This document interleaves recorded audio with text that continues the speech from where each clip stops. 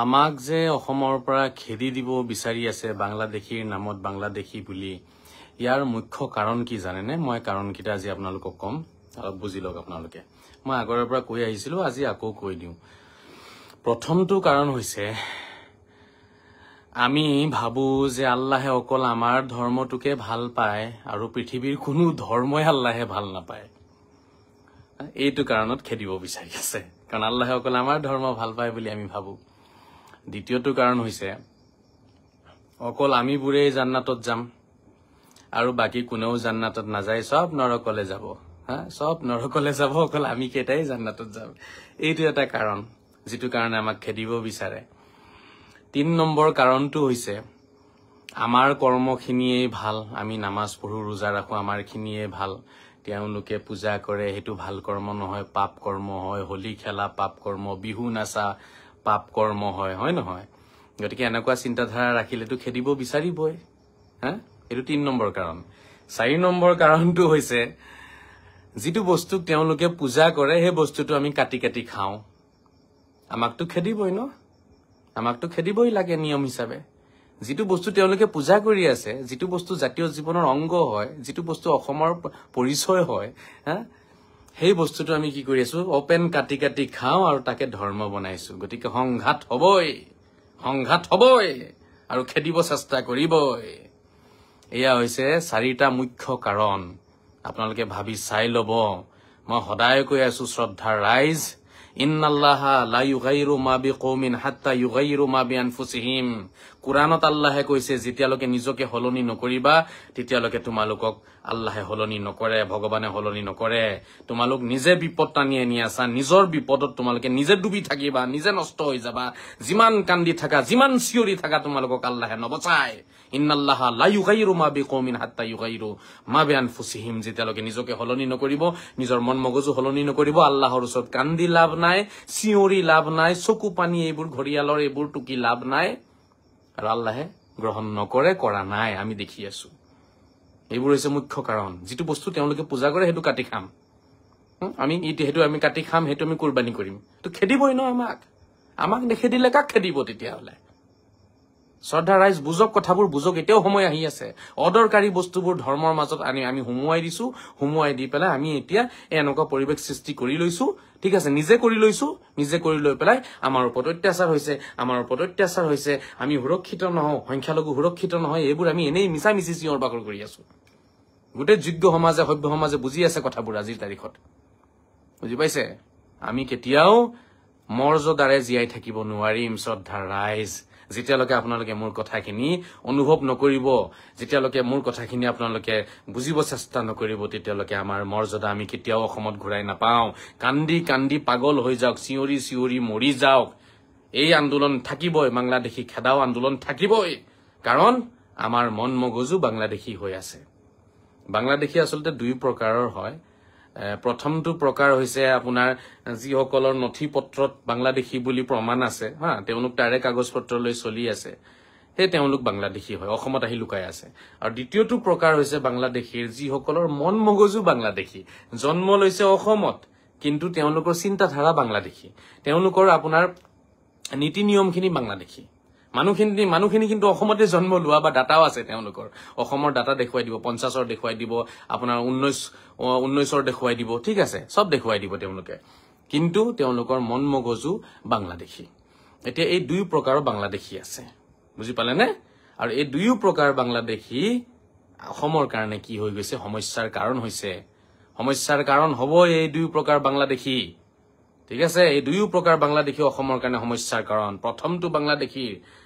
প্ৰথমটো প্ৰকাৰ যিসকলৰ নথি পত্ৰ বাংলাদেশী নথি পত্ৰ ঠিক আছে আৰু অসমত লুকাই লুকাই তেওঁলোকে কিবা কৰি আছে ষড়যন্ত্ৰ কৰি আছে বা কিবা আহি লুকাই কামকাজ কৰি আছে তেওঁলোকটো অসমৰ কাৰণে আমাৰ সমাজৰ কাৰণেটো তেওঁলোক আমাৰ কাৰণে কি আৱৰ্জনা হয় বা বিপদৰ কাৰণ হয় অসমৰ কাৰণে দ্বিতীয়টো প্ৰকাৰ এটো প্ৰথমটো প্ৰকাৰতকৈ আৰু ভয়ংকৰ হয় দ্বিতীয়টো ক্যাটেগৰী বাংলাদেশীৰ হেতু হৈছে মন মগজু বাংলাদেশী নথিপত্ৰ কিন্তু অসমৰ নথিপত্ৰ অসমৰ বা ভাৰতৰ হয় পেন কাৰ্ড আছে আই কাৰ্ড আছে ভোটাৰ কাৰ্ড আছে ঠিক আছে ভোটাৰ আইডি আছে পাসপোর্ট আছে সব আছে কিন্তু মন মগজু বাংলাদেশী হৈ আছে এই দ্বিতীয়টো প্ৰকাৰ বাংলাদেশী যিখিনি মানুহ সেইখিনি বেছি ভয়ংকৰ আমাৰ জাতিৰ কাৰণে জাতি মাটি ভেটি সুৰক্ষিত কৰাৰ কাৰণে এতিয়া উপায়টো নাই ন এতিয়া সেই কাৰণে এতিয়াও বিচাৰি বিচাৰি চৰকাৰে লগাব এইটো তদন্ত হৈ আছে হ'বই আমাৰ বুজিবৰ হল শ্ৰদ্ধা ৰাইজ এই ইয়াৰে পৰা বাংলাদেশক উলিয়াব লাগিব যেতিয়ালৈকে ইয়াৰ পৰা বাংলাদেশক নুলিয়াব এই মন মগজুৰ পৰা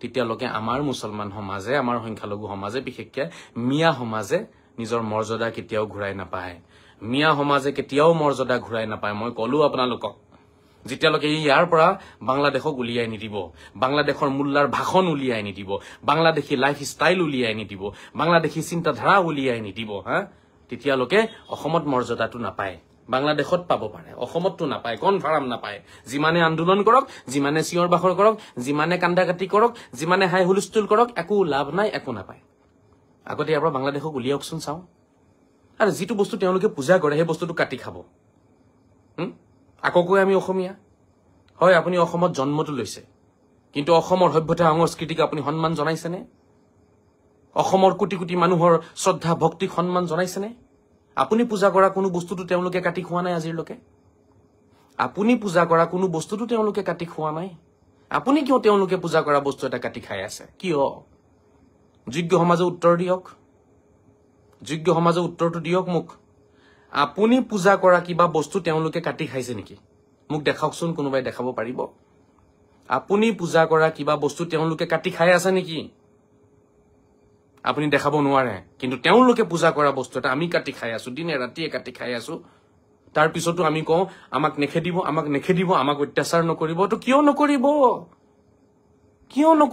কিয় খাই আছা সেই বস্তুটো কিয় কুৰবানী কৰিব লাগে ইমানকে বুজাই আছো যে মই দিনে ৰাতিয়ে 4-5 বছৰে মই বুজাই আছো মোক কোনো ভাল নাপায় এইবোৰ কথা কওঁ কাৰণে মোক কোনো ভাল নাপায় হা মই এতিয়া আপোনালোকৰ শত্ৰু হৈ গলো নহয় মই যেতিয়া কম গৰু খাও হাম খায়েগা হাম সালা খাকে रहेगा তেতিয়া মই মুছলমানৰ একদম লিডাৰ হৈ গলো তেনে মুস্তাফা কামাল আজহাৰীতকে ডাঙৰ লিডাৰ অসমত নাই মুস্তাফা কামাল আজহাৰীতকে দৰদি কোনো অসমত নাই মুছলমানৰ হা গৰু খায়েগা হাম সালা খায়েগা এনেকে মই চিঞৰিব লাগিছিলে নহয় আৰু তলে তলে মই শিকাব লাগিছিলে কাটো খাও সালা কোনে কি কৈ চাম সেইখিনি কলে মই তেতিয়া সবতকে ডাঙৰ লিডাৰ হলোহেঁতেন অসমত মই বাধা দিব লাগিছিলে কোনো বিহু নানাচিবি কোনেও দুৰ্গা পূজাত নাযাবি কোনেও সৰস্বতী পূজাত নাযাবি কোনেও হোলী নেখেলিবি কোনেও দেৱালী পালন নকৰিবি কোনেও বিহু নানাচিবি এনেকুৱা কথা মই কলে মই অসমত সবতকে ডাঙৰ লিডাৰ হৈ গলোহেঁতেন মুছলমান সমাজত কিন্তু নহওঁ মই কাৰণ মই এই কথাখিনি যে কৈ আছো সেইটো কাৰণে ময়ে বদমাছ ময়ে শয়তান হয় নহয় মই বিহু নাচিব কওঁ কাৰণে মই বেয়া মই দুৰ্গা পূজাত যাব কওঁ কাৰণে মই বেয়া মই হোলী খেলো কাৰণেতো মই বেয়া ন অন্যটো কোনো কাৰণ নাই আপোনাৰ পৰাতো মই টকা পইচা খোৱা নাই চাগে কাৰো পৰা লেনদেনটো মই কৰা নাই চাগে কাৰো মাটিটো মই ঠেলা নাই চাগে হয় নহয় আজি মই বেয়া ভাবি চাই লওক আপোনালোকে বাংলাদেশীৰ দ্বিতীয়টো প্ৰকাৰ যাৰ মন মগজু বাংলাদেশী সেই মন মগজু বাংলাদেশী সেই মানুহখিনি যেতিয়ালৈকে নিজৰ মন মগজু সলনি নকৰিব তেতিয়ালৈকে এই জাতিটোৱে কেতিয়াও সন্মান ঘূৰাই নাপায় মৰ্যাদা ঘূৰাই নাপায় কোনো দল সংগঠনে সন্মান ঘূৰাই আনি দিব নোৱাৰে এই আমচু নেমচু আৰু কি ফেমচু আছে যে কিবা কিবি কোনোৱে আনি দিব নোৱাৰে ইহঁতি এনেই ওলাই আহি পেলাই চিঞৰ বাখৰ কৰিব দালালি কৰিব ইয়াৰ বাহিৰে একো নাই এই যে বিহু পাৰ হৈ গল আমচু নেমচু তেতিয়া কি ইহঁতৰ মাথাত সোমোৱা নাছিলে যে বিহু পালন কৰিব লাগে হা ইহঁতৰ মন মগজুত সোমোৱা নাছিলে গৰুকেইটা এতিয়া ওলাই আহিছে চিঞৰিবলৈ কাৰণে হা এই যে বিহু পাৰ হৈ গল ইহঁতি দেখাব পাৰিব নেকি ইহঁতৰ বেনাৰৰ তলত বিহু পাতিছে বুলি বিহু অসমৰ জাতীয় উৎসৱ হয় ইহঁতি বিহু নাপাতিলে এটা এতিয়া সিহঁতি ওলাই আহিব চিঞৰ বাখৰ কৰিব ওলাই আহিব একদম ৰাস্তাত দৰদি ইহঁতি দৰদি হয় আমাৰ হা ইহঁতি যদি আমাৰ দৰদি হলহেঁতেন আগতে বিহু পাতিলেহেঁতেন কিন্তু ইহঁতি এটাও বিহু পাতা নাই কোনেও দেখাব নোৱাৰিব কেন্দ্ৰীয় সমিতিৰ বিহু পাতা নাই ইহঁতৰ আপোনাৰ কি কয় এইটো জিলা সমিতিয়ে ইহঁতৰ বিহু পাতা নাই কিয় বিহু অসমৰ জাতীয় উৎসৱ হয় নে নহয় যদি হয় কিয় নাপাতিলে তেওঁলোকৰ এজেণ্ডাত আছে না আছে এই কথাটো যে সংখ্যালঘু সমাজক অসমৰ জাতীয় উৎসৱৰ প্ৰতি আহ্বান জনাব লাগিব আকৰ্ষিত কৰিব লাগিব আহ্বান জনাব লাগিব মাতি আনিব লাগিব এই বস্তুটো তেওঁলোকৰ আছে নে নাই তেওঁলোকৰ ভিতৰত জাতীয়তাবাদ আছে নে নাই জাতি মাটি ভেটি সুৰক্ষিত কৰাৰ কিবা তেওঁলোকৰ আছে নে নাই কিবা নিয়ম মই জানিব বিচাৰিম এনেই চিঞৰিলেতো নহব এনেই গৰুৰ দৰে ৰাস্তাত ওলাই আহিলেতো নহব এতিয়া ঈদ আহি আছে কুৰবানী ঈদ এওঁলোকে এবাৰো আহ্বান জনোৱা নাই যে আপোনালোকে গৰু নাকাটিব ছাগলী কাটক আপোনালোকে গৰু কুৰবানী নকৰিব, ছাগলী কুৰবানী কৰক। এবাৰো তেওঁলোকে আহ্বান জনোৱা নাই, নজনাই, কাৰণ তেওঁলোকে গোটেইখিনিয়ে তলে তলে গৰু খায়, গোটেইখিনিয়ে গৰু খায়, বুজি পাইছেনে? যিবিলাকে নিজে গৰু খাই আছে কাটি কাটি, সিহঁতে আৰু কি অসমৰ জাতিৰ আমাৰ সন্মান বচাব? সিহঁতে কি আৰু আমাৰ সন্মান বচাব এই দেশত? আৰে বাবা, আগতে গৰু খোৱা এৰা তোমালোকে। দল বনাইছা, দল বনাই পেলাই মানুহক উল্লু বনাই আছা, বুৰ্বক বনাই ফুৰিছা। আজিলৈকে মই নুশুনিলো যে তেওঁলোকে এটা আহ্বান জনাইছে। এই কুৰবানীত আহি আছে, অকলে মই জনাই আছো যে যদিহে আপোনালোকে নিজৰ মৰ্যাদা বজাই ৰাখিব বিচাৰে, যদিহে আপোনালোকে ঈদ সঁচাকে ঈদ হিচাপে পালন কৰিব বিচাৰে, যদিহে ভাতৃত্ববোধৰ আপোনালোকৰ ভিতৰত সঁচাকে কিবা গুণ আছে, ভাতৃত্ববোধ যদিহে আপোনালোকে বিচাৰে, তেতিয়াহ'লে এই গৰু নাকাটিব ঈদত। এইটো অকল মই কৈ আছো অসমত, আৰু কোনো নকয়। কাৰণটো কি? কি কাৰণ? আৰু কোনো নোকোৱাৰ কাৰণটো কি? মই জানিব বিচাৰিম কি কাৰণ। শ্ৰদ্ধাৰ বুজি পাইছে নে আপোনালোকে? তেওঁলোকৰ মুখাটো চাওক, তেওঁলোকে আচলতে দুইমুখীয়া হয়। এওঁলোকে যে নিজকে দেখাই আছে আমি জাতিৰ দৰদী হওঁ, আমি ৰাইজৰ দৰদী, ৰাইজৰ কাৰণে ওলাই আহিছো, ওলাই আহিছে একেবাৰে বহুত। চালা বিহু পাতা নাইকিয়া এটাও। সিহঁতে টকা সিহঁতে লৈ পেলাই খালি সিহঁতি সভা পাতিব, সভা, সিহঁতি ধৰ্মীয় সভা, ইজতেমা পাতিব। বিহু পাতিব নালাগে, বিহুটো পাপ হয় তাৰমানে, সেইটো কাৰণেতো নাপাতা ন। এতিয়া দৰদী সিহঁতি আকৌ বিহু পাৰ হৈ গ'ল, বহাগ পাৰ হৈ গ'ল, সিহঁতি বিহু নাপাতিলে। এতিয়া কুৰবানীৰ সময়ত সিহঁতি এটা আহ্বান নজনায় যে ৰাইজ আপোনালোকে গৰু নাকাটিব, আমি হিন্দু মুছলমান ভাই ভাই, আমাৰ মাজত ভাতৃত্ববোধ আছে, আমি ইনচানিয়ত, মানৱতা আমাৰ ভিতৰতো আছে। তেওঁলোকে পূজা কৰে, আমি নাখাওঁ, এই বস্তুটো কাটি নাখাওঁ, বা আমি এই বস্তুটোৰ পৰা নিজকে আঁতৰত ৰাখিম। এই আহ্বান নাই জনোৱা, আমচুৱেও জনোৱা নাই, নেমচুৱেও জনোৱা নাই, আৰু কিবা কিবি আছে চুমু, কোনেও জনোৱা নাই। এই সংখ্যালঘু এটা আছে, সিহঁতিও জনোৱা নাইকিয়া। ইহঁতে খালি মানে চান্সত বহি থাকিব। মুখ্যমন্ত্ৰীয়ে যেতিয়া কিবা এটা দিব নহয়, এতিয়া মুখ্যমন্ত্ৰী ডাঙৰীয়াই এই আপোনাৰ যিবোৰ অঞ্চলত আমাৰ খিলঞ্জীয়া মানুহ কম আছে, তাতে আপোনাৰ আমাৰ মানুহ বেছি আছে, তেনে অঞ্চলত মানে আপোনাৰ তেখেতে আৰ্ম লাইচেন্স দিব বুলি কৈছে। ঠিক আছে, আৰ্মছৰ লাইচেন্স দিব। এতিয়ালৈ সেইটো লৈ পেলাই সিহঁতে টেনশ্যন হৈ যাব বহুতৰে। বাংলাদেশী দুই এটা কৰবাত ধৰিছে যে, ধৰি পেলাই খেদি আছে, এতিয়া সিহঁতে সেইটো লৈ পেলাই আন্দোলন কৰিব। সিহঁতি সেইটোতে আন্দোলন কৰিব। সিহঁতি গৰু মাংস লৈ পেলাই আন্দোলন নকৰে, সিহঁতি বিহুক লৈ পেলাই আন্দোলন নকৰে। অসমৰ জাতীয় উৎসৱ বিহু হয়, সেইটো লৈ পেলাই এটা মাত নামাতিলে ইহঁতি, কোনেও মাত নামাতিলে। ইহঁতি এটাও মাত নামাতে। ইহঁতক কেলে মানুহে বেয়া পায়? শিক্ষিত সমাজে কিয় ইহঁতক বেয়া পায়? এইটো কাৰণেই বেয়া পায়, কাৰণ ইহঁতি অসমৰ জাতীয় উৎসৱক লৈ পেলাই এটাও মাত নামাতে। ইহঁতি যেতিয়াৰ পৰা জন্ম লৈছে নহয় এই দল সংগঠনসমূহ অসমত, তেতিয়াৰ পৰা ৰেকৰ্ড নাই যে ইহঁতি আজিলৈকে বিহু পাতিছে। দেখাওক ৰেকৰ্ড। ইহঁতি যেতিয়াৰ পৰা এই দল সংগঠন জন্ম লৈছে আজিলৈকে ৰেকৰ্ড নাই ইহঁতৰ। ইহঁতে আজিলৈকে ৰেকৰ্ড দেখাব নোৱাৰে যে আমি অসমৰ জাতীয় উৎসৱক আমি শ্ৰদ্ধা জনাইছো, আমি পাতিছো আমাৰ বেনাৰৰ তলত। বেলেগৰ বেনাৰৰ তলত পাতে গৈ শুনি চাই আহে বহি বহি। কিয় নেখেদিব? কাৰণটো মোক কওক, কিয় নেখেদিব? আমাক কিয় নেখেদিব অসমৰ পৰা? নেখেদাৰ কাৰণ এটা কওক, যে এইটো কাৰণে আমাক নেখেদিব। অকল জন্ম ললেই হৈ যাব নেকি? জন্ম ললে কোনো অসমীয়া হৈ নাযায়। অসমীয়াৰ চৰিত্ৰ, অসমীয়াৰ গুণ আমাৰ থাকিব লাগিব। মই এই কথাষাৰে বাৰম্বাৰ কৈ আছো সকলোকে।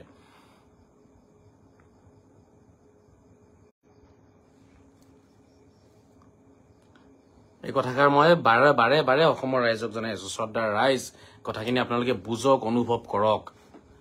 কথাখিনি অনুভৱ কৰক। আপোনালোকে কেতিয়া অনুভৱ কৰিব কওক? অসমত থাকি আমি এই যে পাৰ হৈ গ'ল আমাৰ বিহু, আমি জানো বিহু পালন কৰিলো? আমাৰ গাঁৱত জানো আমি পালন কৰিছো বিহু? আমাৰ ল'ৰা ছোৱালীক জানো নাচিব দিলো? নাই দিয়া ন আমি বহাগত নাচিবলৈ কাৰণে, হয় নহয়? আৰু এই যে এতিয়া কুৰবানী ঈদ আহি আছে, তেওঁলোকে পূজা কৰা বস্তু এটা আমি কাটি খাম, তো আমাক কিয় নেখেদিব? ইমান সৰু কথা আমি কিয় বুজি নাপাওঁ?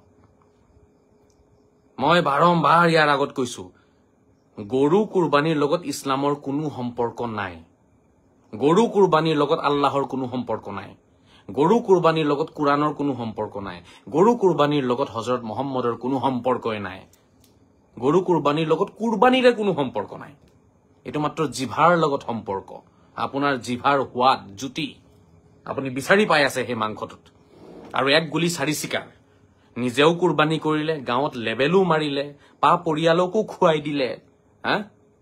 কুৰবানীও হৈ গ'ল। এক গুলি 3-4 চিকাৰ মানে এইটো বস্তুটো বেয়া। মই আপোনালোকক আকৌ অনুৰোধ কৰিছো, আপোনালোকৰ ভৰিত ধৰি, আপোনালোকৰ চৰণত ধৰি অনুৰোধ কৰিছো, কুৰবানীত গৰু আপোনালোকে নাকাটিব, গৰু কুৰবানী নকৰিব। যদিহে অসমত নিজৰ মৰ্যাদা লৈ জীয়াই থাকিব বিচাৰে, যদিহে ভাৰতত ভাৰতীয় নাগৰিক হিচাপে, প্ৰকৃত নাগৰিক, নামৰ নাগৰিক নহয়, প্ৰকৃত নাগৰিক হিচাপে যদি অসম ভাৰতত জীয়াই থাকিব বিচাৰে, তেতিয়াহ'লে এই কৰ্ম নকৰিব। আৰু যদি কলংক লৈ জীয়াই থাকিব বিচাৰে, তেতিয়াহ'লে এই ডাটাটো আছে দেখুৱাই দিব ন, 1900 ডাটা দেখুৱাই দিব। এটা 1950-51 কথা কৈ আছে, 1900 ডাটা দেখুৱাই দিব বহুতেই। আপুনি 1900 ডাটা দেখুৱাই দিয়ক, আপুনি 1800 ডাটা দেখুৱাই দিয়ক, আপুনি 1700 চনৰ ডাটা দেখুৱাই দিয়ক। অসমত মৰ্যাদা নাপায় কেতিয়াও, মৰ্যাদা কেতিয়াও নাপায়। যেতিয়ালৈকে অসমৰ সভ্যতা সংস্কৃতি, অসমৰ কলা কৃষ্টিক সন্মান নজনাব, আঁকোৱালি নলব, সেইখিনি পালন কৰি নেদেখুৱাব, নিজে পালন কৰি দেখুৱাব লাগিব। মুখেৰে কলে নহব যে আমি অসমৰ সভ্যতা সংস্কৃতি কলা কৃষ্টিক আমি মানো, এই কথাষাৰ মুখেৰে কলে নহব, পালন কৰি দেখুৱাব লাগিব। বিহুক সন্মান কৰো বুলি কলে নহব, বিহু পাতি দেখুৱাব লাগিব, নাচি দেখুৱাব লাগিব। হোলীক সন্মান কৰো বুলি কলে নহব, হোলী খেলি দেখুৱাব লাগিব। ঠিক আছে, আমি হিন্দু ভাইসকলক সন্মান কৰো বুলি কলে নহব, গৰু মাংস ত্যাগ দি দেখুৱাব লাগিব। এইটো কেনেকুৱা ভাতৃত্ববোধে, এইটো কেনেকুৱা সন্মান? তেওঁলোকে পূজা কৰে, আমি কাটি খাই আছো, আকৌ মাংস টাংস খাই ওলাই গৈ পেলাই ক'ব নাই নাই নাই আমি হিন্দু মুছলমানটো চব আমি এক হওঁ, আমিতো ভাই হওঁ, আমি ভাই। এইফালে আকৌ মাংস চাংস খাই ওলাই আহিছে, গৰু মাংস খাই ওলাই আহি পেলাই এই কথাটো যদি কোনোবাই কয় যে হিন্দু মুছলমান আমি ভাই, এই কথাটো কি হব? এইটো এটা কমেডি হয় নহয় কওকচোন? কাক আৰু উল্লু বনাই আছে, কাক বুৰ্বক বনাই আছে? তেওঁলোকে বুজি পাই গৈছে কথাবোৰ, তেওঁলোকে বুজি পাই গৈছে যে এওঁলোকে গৰু মাংস খাই আছে আৰু আনফালেদি কৈ আছে যে আমি ভাই হওঁ, আমাৰ মাজত ভাতৃত্ববোধ আছে, শান্তি সম্প্ৰীতি আছে। কিহৰ সম্প্ৰীতি আছে? গৰু মাংস খাই আমি কিহৰ শান্তি সম্প্ৰীতিৰ কথা পাতো? সংঘাত সদায় হব, সদায়। এই সংঘাত আপোনাৰ জীৱনত শেষ নহয়, এই সংঘাত আপুনি মৰি যাব, আপোনাৰ ল'ৰা ছোৱালীয়ে কলংকলৈ জীয়াই থাকিব লাগিব। এতিয়াও সময় আছে, এই গৰু মাংস আমি ত্যাগ দিব লাগে। যেতিয়ালৈকে আমি গৰু মাংস ত্যাগ নিদিম, তেতিয়ালৈকে আমাৰ কলংক আমি মুচিব নোৱাৰিম, আমাৰ উঠি অহা ল'ৰা ছোৱালীয়ে শান্তিত থাকিব নোৱাৰিব। এই গৰু মাংসক লৈ সদায় ভেজাল হব, সদায় ভেজাল হব। আমাক খেদিবলৈ কাৰণে বিভিন্ন ৰকমৰ উপায় উলিয়াব। কেতিয়াবা বাংলাদেশী নামত খেদি দিব চেষ্টা কৰিব, কেতিয়াবা আৰু কিবা নামত কিবা ডাটা উলিয়াই পেলাই। এতিয়া 50 হ'ল, কেতিয়াবা 1900 হৈ যাব, 1900ৰ পৰা 1700 হৈ যাব, 1700ৰ পৰা 1500 হৈ যাব।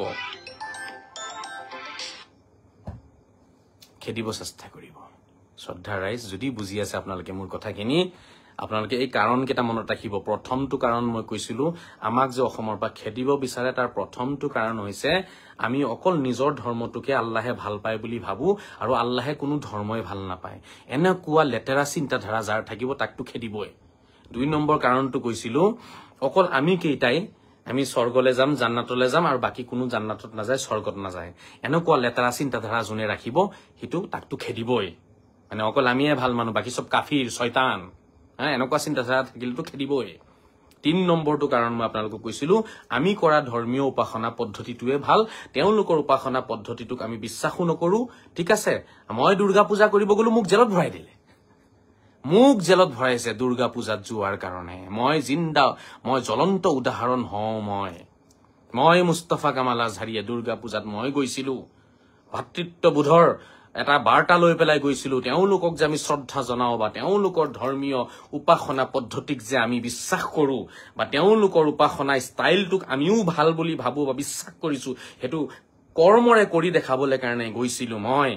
আৰু তেতিয়া মোৰ বিৰুদ্ধে গোটেই অসমত চিঞৰ বাখৰ কৰি পেলাই মোক জেলত সোমাইছে। ভাবি চাই লওক, অকল আমাৰ ধৰ্মীয় উপাসনা পদ্ধতিটোকে আমি ভাল বুলি ভাবো, তেওঁলোকৰ উপাসনা পদ্ধতিটোক আমি ভাল বুলি নাভাবো। তেনেকুৱা মানুহকতো খেদিবই ন, অসমৰ পৰা খেদিবই। আৰু তেওঁলোকে পূজা কৰা বস্তু এটা আমি অপেন কাটি আছো, খাই আছো। ঠিক আছে, আমাৰ অলপো গাত নালাগে, আমাৰ অলপো বেয়া নালাগে। তেওঁলোকৰ দুখ, তেওঁলোকৰ আবেগ, তেওঁলোকৰ কষ্টখিনি আমি অনুভৱ কৰিব চেষ্টা নকৰিলো, তো আমাকতো খেদিবই ন, আমাক খেদিবই। নেখেদাৰ কোনো কাৰণে দেখাব নোৱাৰে, কোনেও দেখাব নোৱাৰে এটা কাৰণ। ক'ত গ'ল আমচু, ক'ত গ'ল নেমচু? ওলাই আহ, চাওঁ, কথা পাত মোৰ লগত কথা পাত। 2 দিন পিছে পিছে নাটক, আমচু নেমচুৰ সংখ্যালঘু সংগ্ৰাম পৰিষদ, মোৰ লগত কথা পাত, মোৰ লগত লাইভত কথা পাত।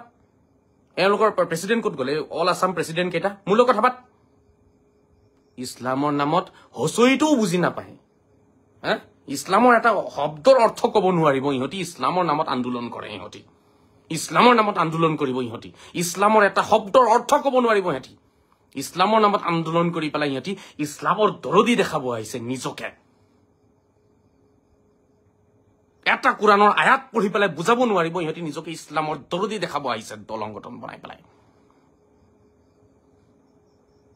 ইহঁতৰ এটাৰো ৰেকৰ্ড নাই যে ইহঁতি নিজৰ বেনাৰৰ তলত কেতিয়াবা ৰঙালী বিহু উৎসৱ তেওঁলোকে পাতিছে পাতি পেলাই আমাৰ সংখ্যালঘু সমাজৰ ল'ৰা ছোৱালীক তেওঁলোকে ঢুলীয়া বা নাচনী বিহুৱতী হোৱাৰ সুযোগ প্ৰদান কৰিছে তেওঁলোকে দেখাব নোৱাৰিব আকৌ তেওঁলোকে ইছলামৰ দৰদি হ'ব আহিছে ইছলামৰ দৰদি বোলে তেওঁলোকে বোলে অসমৰ বোলে অসমীয়া বোলে তেওঁলোকৰ কাৰণে আজি মই মোৰ দৰে মানুহ মোৰ দৰে শ শ হাজাৰ হাজাৰ যোগ্য মুছলমান আজি লজ্জিত হৈ আছো আমি এই কিছুমান দল সংগঠনৰ কাৰণে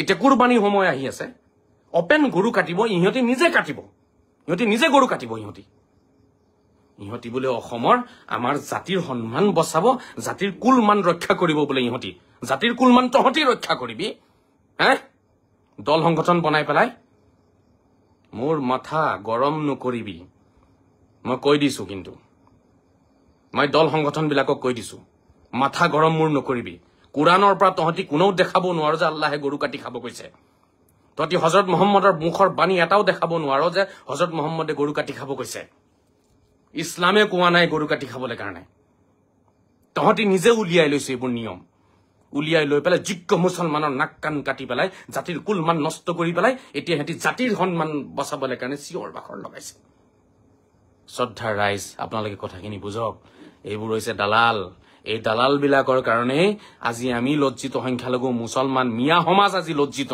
মিয়া মানুহখিনি বহুত ভাল মানুহ হয় মিয়া মানুহখিনি অতি পৰিশ্ৰম কৰা মানুহ হয় জাতি হয় তেওঁলোকে ৰদে বৰষুণে কাম কৰা ব্যক্তি হয় মিয়া মানুহৰ মই নিজে সন্তান হওঁ মই জানো তেওঁলোকে পাহাৰে পৰ্বতত নদীৰ কিনাৰত সাগৰৰ পাৰত ৰদৰ তাপত ধুমুহা বতাহত কাম কৰা মানুহ হয় মিয়া মানুহ আজি সেই মিয়া মানুহখিনিক লৈ পেলাই নাটক আৰম্ভ কৰিছে কিছুমান দল সংগঠন আৰু কিছুমান মোল্লাই কত কৈছে হযৰত মুহাম্মদ সাল্লাল্লাহু তাআলা সাল্লামে গৰু কাটি খাবলৈ কাৰণে কত আছে মই এতিয়া লখিমপুৰত আছো মই গুৱাহাটী যাবলগীয়া হ'ব পাৰে চাগে অতি শীঘ্ৰে এই গৰু আৰু কুৰবানীৰ বিষয়টো লৈ পেলাই কোনো ঠিক নাই মই গুৱাহাটী যাবলগীয়া হ'ব পাৰে চাগে কাৰণ মোৰ উপায় নাই এতিয়া মই তাতে যাব লাগিব গৈ পেলাই এটাক মাতি আনিব লাগিব কুৰবানীৰ আগে আল্লাহে কত কৈছে গৰু কাটিবলৈ কাৰণে মোক গোটেই মানুহে মিলি এটা আয়াত দেখুৱাওক কুৰাণৰ গোটেই মানুহে মিলি মোক কুৰাণৰ এটা আয়াত দেখুৱাওক আল্লাহে কত কৈছে গৰু কাটি খাবলৈ কুৰবানীত মোক গোটেই মানুহে মিলি পেলাই দেখুৱাওক এটা হাদিস হযৰত মুহাম্মদে কত কৈছে গৰু কাটি খাবলৈ কাৰণে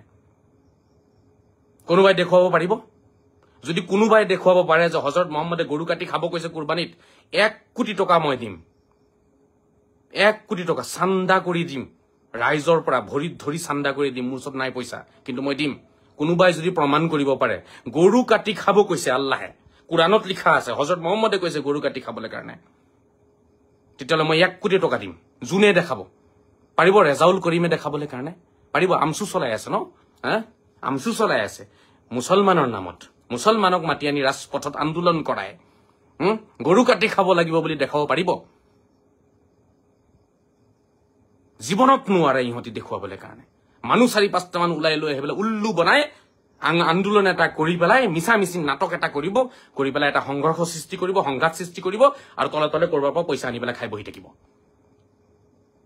গতিকে মই শ্ৰদ্ধাৰ অসমৰ ৰাইজক অনুৰোধ জনাইছো আপোনালোকৰ দৰদি নহয় মোক আপোনালোকে গালি পাৰে পাৰক মোক বেয়া পায় পাওক মোৰ কথাখিনিৰ যুক্তিত আপোনালোকে বিচাৰক মোৰ কথাখিনিৰ আনসাৰ আপোনালোকে দিয়ক মোক বেয়া পাইছে পাওক না মোক গালি পাৰিব আছে পাৰক না মোক শয়তানে ময়তানে হাৰামিয়ে সাৰামিয়ে যি গালি পাৰিব আছে পাৰক মোৰ অলপো বেয়া নালাগে ঠিক আছে মই আপোনালোকৰ কাৰণে শয়তান হওঁ যেনিবা বাট মোৰ কথাত যিখিনি যুক্তি আছে সেইখিনি আপোনালোকে খণ্ডন কৰকচোন চাওক কোনোবাই খণ্ডন কৰক কোনোবা এজন দেখা কোনোবা এডভোকেট কোনোবা প্ৰফেসৰ ইঞ্জিনিয়াৰ ডক্টৰ কোনোবা আছে যি মোৰ কথা খণ্ডন কৰিব পাৰিব অসমত আছে কোনোবা বুদ্ধিজীৱী আৰু কিবা আছে নে কোনোবাই পাৰিবনে মোৰ কথা খণ্ডন কৰিবলৈ কাৰণে হযৰত মুহাম্মদে কত কৈছে গৰু কাটিবলৈ কাৰণে ঈদৰ দিনাখন আল্লাহে নিজে ছাগলী পঠাইছিলে আল্লাহে গৰু নপঠালে কেলে ইব্ৰাহিম নবীয়ে যেতিয়া সন্তান কুৰবানী কৰিব গৈছিলে ইব্ৰাহিম নবীয়ে যৰ পৰা কুৰবানীটো আৰম্ভ হৈছে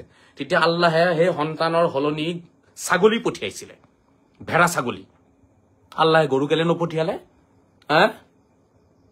কুৰবানী য'ৰ পৰা আৰম্ভ হৈছে, হিষ্ট্ৰীটো য'ৰ পৰা আৰম্ভ হৈছে, কাহিনীৰ যিটো সূত্ৰপাত কুৰবানীৰ, সেইটো আপোনালোকে চাওক। তাতে আল্লাহে ছাগলী পঠিয়াইছে, কাৰণ আল্লাহে জানে যে এই গৰুটো বহুতৰে কাৰণে শ্ৰদ্ধাৰ পাত্ৰ হয়। নহলে জান্নাতৰ পৰা গৰু পঠিয়ালেহেঁতেন সেইদিনাখন। ইব্ৰাহিমৰ সন্তান ইছমাইলক যিদিনাখন ইব্ৰাহিমে কুৰবানী কৰিব গৈছিলে, ডিঙি কাটি বলি দিব গৈছিলে, সেইদিনাখন আল্লাহে সেই ইছমাইলৰ সলনি আল্লাহে কি গ্ৰহণ কৰিছিলে? ছাগলী ভেড়া, যাক দুম্বা বুলি কয়। এই দুম্বাৰ অসমীয়াটো হৈছে ছাগলী বা ভেড়া। ছাগলী ভেড়াৰ এটা প্ৰজাতি হয় দুম্বা। এই মোল্লাবিলাকে, মূৰ্খবিলাকে এনেই প্ৰচাৰ কৰি দিছে যে অসমত দুম্বা পোৱা নাযায়। ঘৰে ঘৰে আছে দেখোন অসমত দুম্বা। ছাগলী ভেড়াকে দেখোন দুম্বা বুলি কয়। আৰবিয়ান ষ্টাইলত অলপ আছিলে, অলপ দীঘল চিঘল আছে, পিছফালে মাংস চাংস ওলমি থাকিছে, সেইটোকে দুম্বা। সেইটো আৰবিয়ান ষ্টাইলৰ দুম্বা হয়।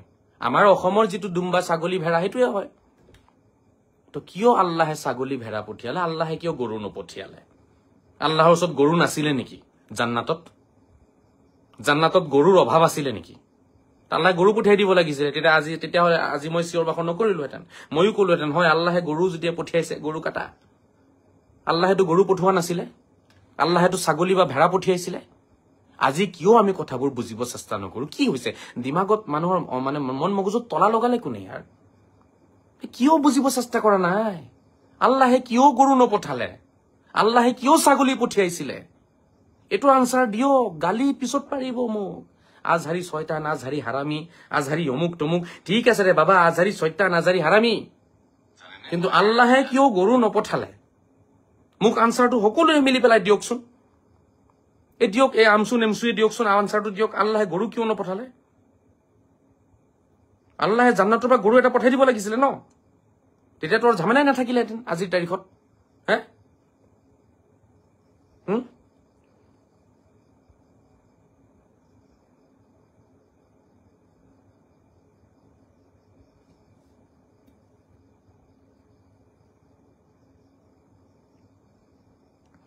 মই আপোনালোকৰ কমেণ্টখিনি দেখা নাইকিয়া, মই এবাৰ ৰিফ্ৰেছ কৰি লৈছো। আপোনালোকে নাযাব, এতিয়া আহি যাম মই আকৌ। কিবা এটা প্ৰব্লেম হৈ আছে নেটৱৰ্কৰ, মই আকৌ আহি আছো। এইটো লাইভ নাকাটো মই এতিয়া। দেখিছেনে আপোনালোকে? শুনি আছে নহয়? মোৰ কথা হৈছে আল্লাহে গৰু কেলে নপঠালে? ইব্ৰাহিমে যেতিয়া সন্তান কুৰবানী কৰিবলৈ গৈছিলে, তেতিয়া আল্লাহে কি পঠিয়াইছিলে? আল্লাহে ছাগলী পঠিয়াইছিলে, ভেড়া, যাক দুম্বা বুলি কয়। দুম্বা, এইটো অসমীয়াত ভেড়া বুলি কব আপুনি, ভেড়া। তো আল্লাহে ভেড়া ছাগলী কেলে পঠিয়ালে? আল্লাহৰ ওচৰত গৰু নাছিলে নেকি? যদি আছিলে কিয় নপঠালে? কাৰণ আল্লাহ ঈশ্বৰ ভগৱান এক হয়, হিন্দুসকল আল্লাহৰে বান্দা হয়। সেই আল্লাহেই তেওঁলোকক সৃষ্টি কৰিছে, সেই ধৰ্মও আল্লাহৰে হয়, সনাতনো আল্লাহৰ ধৰ্ম হয়, সনাতন ইছলাম একেই হয়, আল্লাহে জানে। সেইকাৰণে আল্লাহে জান্নাতৰ পৰা কি পঠিয়াইছিলে জানেনে? ইব্ৰাহিমৰ যুগত আল্লাহে ছাগলী পঠিয়াইছিলে, ভেড়া পঠিয়াইছিলে, গৰু পঠোৱা নাই। গতিকে শ্ৰদ্ধাৰ ৰাইজ, এই যে অসমৰ পৰা বাংলাদেশী খেদুৱাৰ যিবোৰ কেইদিন পিছে পিছে আন্দোলন হয়, চৰকাৰে তদন্ত আৰম্ভ কৰিছে, খেদিব, তো এইবোৰতো চলিয়ে থাকিব যেতিয়ালৈকে আমি আমাক সলনি নকৰিম। ইন্নাল্লাহা লা ইউগাইয়িৰু মা বিকৌমিন হাত্তা ইউগাইয়িৰু মা বিআনফুসিহিম। যেতিয়ালৈকে আপুনি নিজকে সলনি নকৰিব, তেতিয়ালৈকে আল্লাহে আপোনাক সলনি নকৰে। আল্লাহৰ কোনো প্ৰয়োজন নাই আপোনাক সলনি কৰিবলৈ কাৰণে। আপোনাৰ দুৱা কবুল নকৰে, আপুনি কান্দিলেও আল্লাহে আপোনাৰ কথা নুশুনে। ইমান যে কান্দি আছে, আল্লাহেনো ক'ত দুৱা কবুল কৰিছে হে? শ্ৰদ্ধাৰ ৰাইজ, আপোনালোকে কথাখিনি বুজক। বহুত ডাঙৰ কথা মই আপোনালোকক কৈ আছো।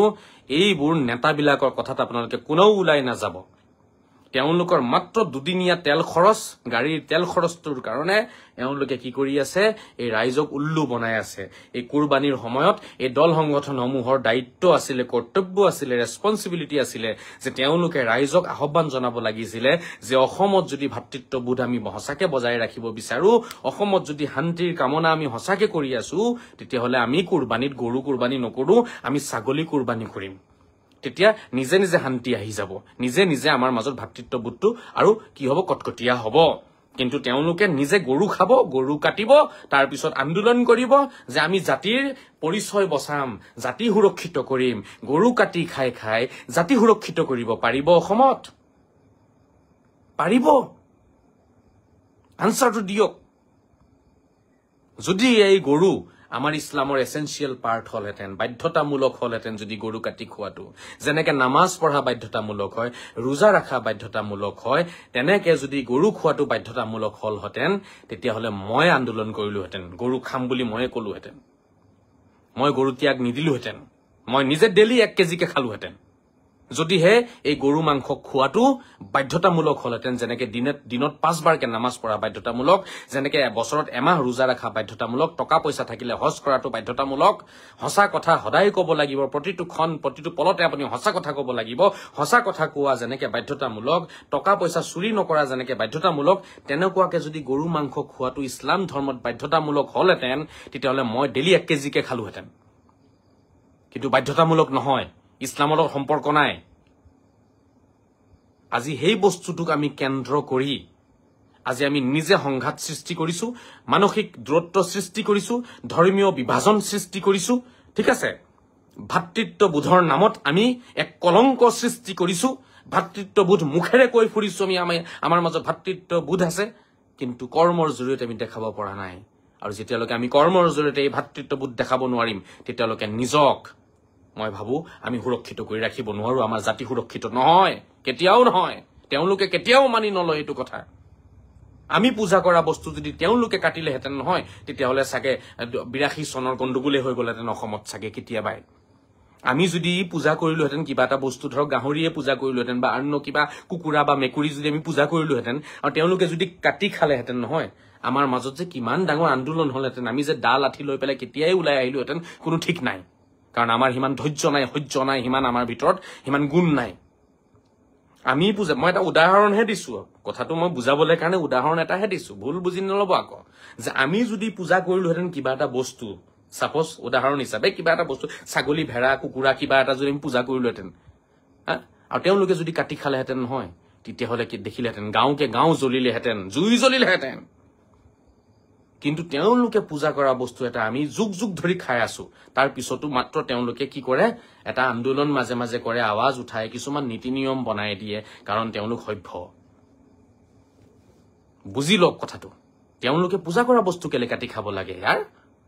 আৰে মাছ খাওক না, ছাগলী খাওক না, ভেড়া খাওক না, কুকুৰা খাওক না, আৰু আপোনাৰ কুৰবানী কৰিব আছে আপুনি মহ কুৰবানী কৰক না, মহ কুৰবানী কৰক। কোনে বাধা দিছে? সত্যৰঞ্জন বৰাই বাধা দিছে মহ কাটি খাবলৈ কাৰণে, কুৰবানী কৰিবলৈ, ছাগলী কুৰবানী কৰিবলৈ কাৰণে কোনোবা মানুহে কিবা SOP জাৰি কৰিছে? মুখ্যমন্ত্ৰীয়ে কিবা SOP জাৰি কৰিছে নেকি ছাগলীৰ কাৰণে? ছাগলীটো নিজে কামাখ্যাত বলি দি আছে। মই মা কামাখ্যাত দৰ্শনত গৈছো, তাতে একগাল বহু মন্দিৰ আছে ভিতৰত, সৰু সৰু বহু মন্দিৰ আছে, আৰু প্ৰতিটো মন্দিৰতে তেওঁলোকৰ পুৰোহিতসকল, পণ্ডিতসকল বহি আছে, আৰু তাতে আপোনাৰ শ শ ছাগলী বলি দি আছে কামাখ্যাত ডেইলি।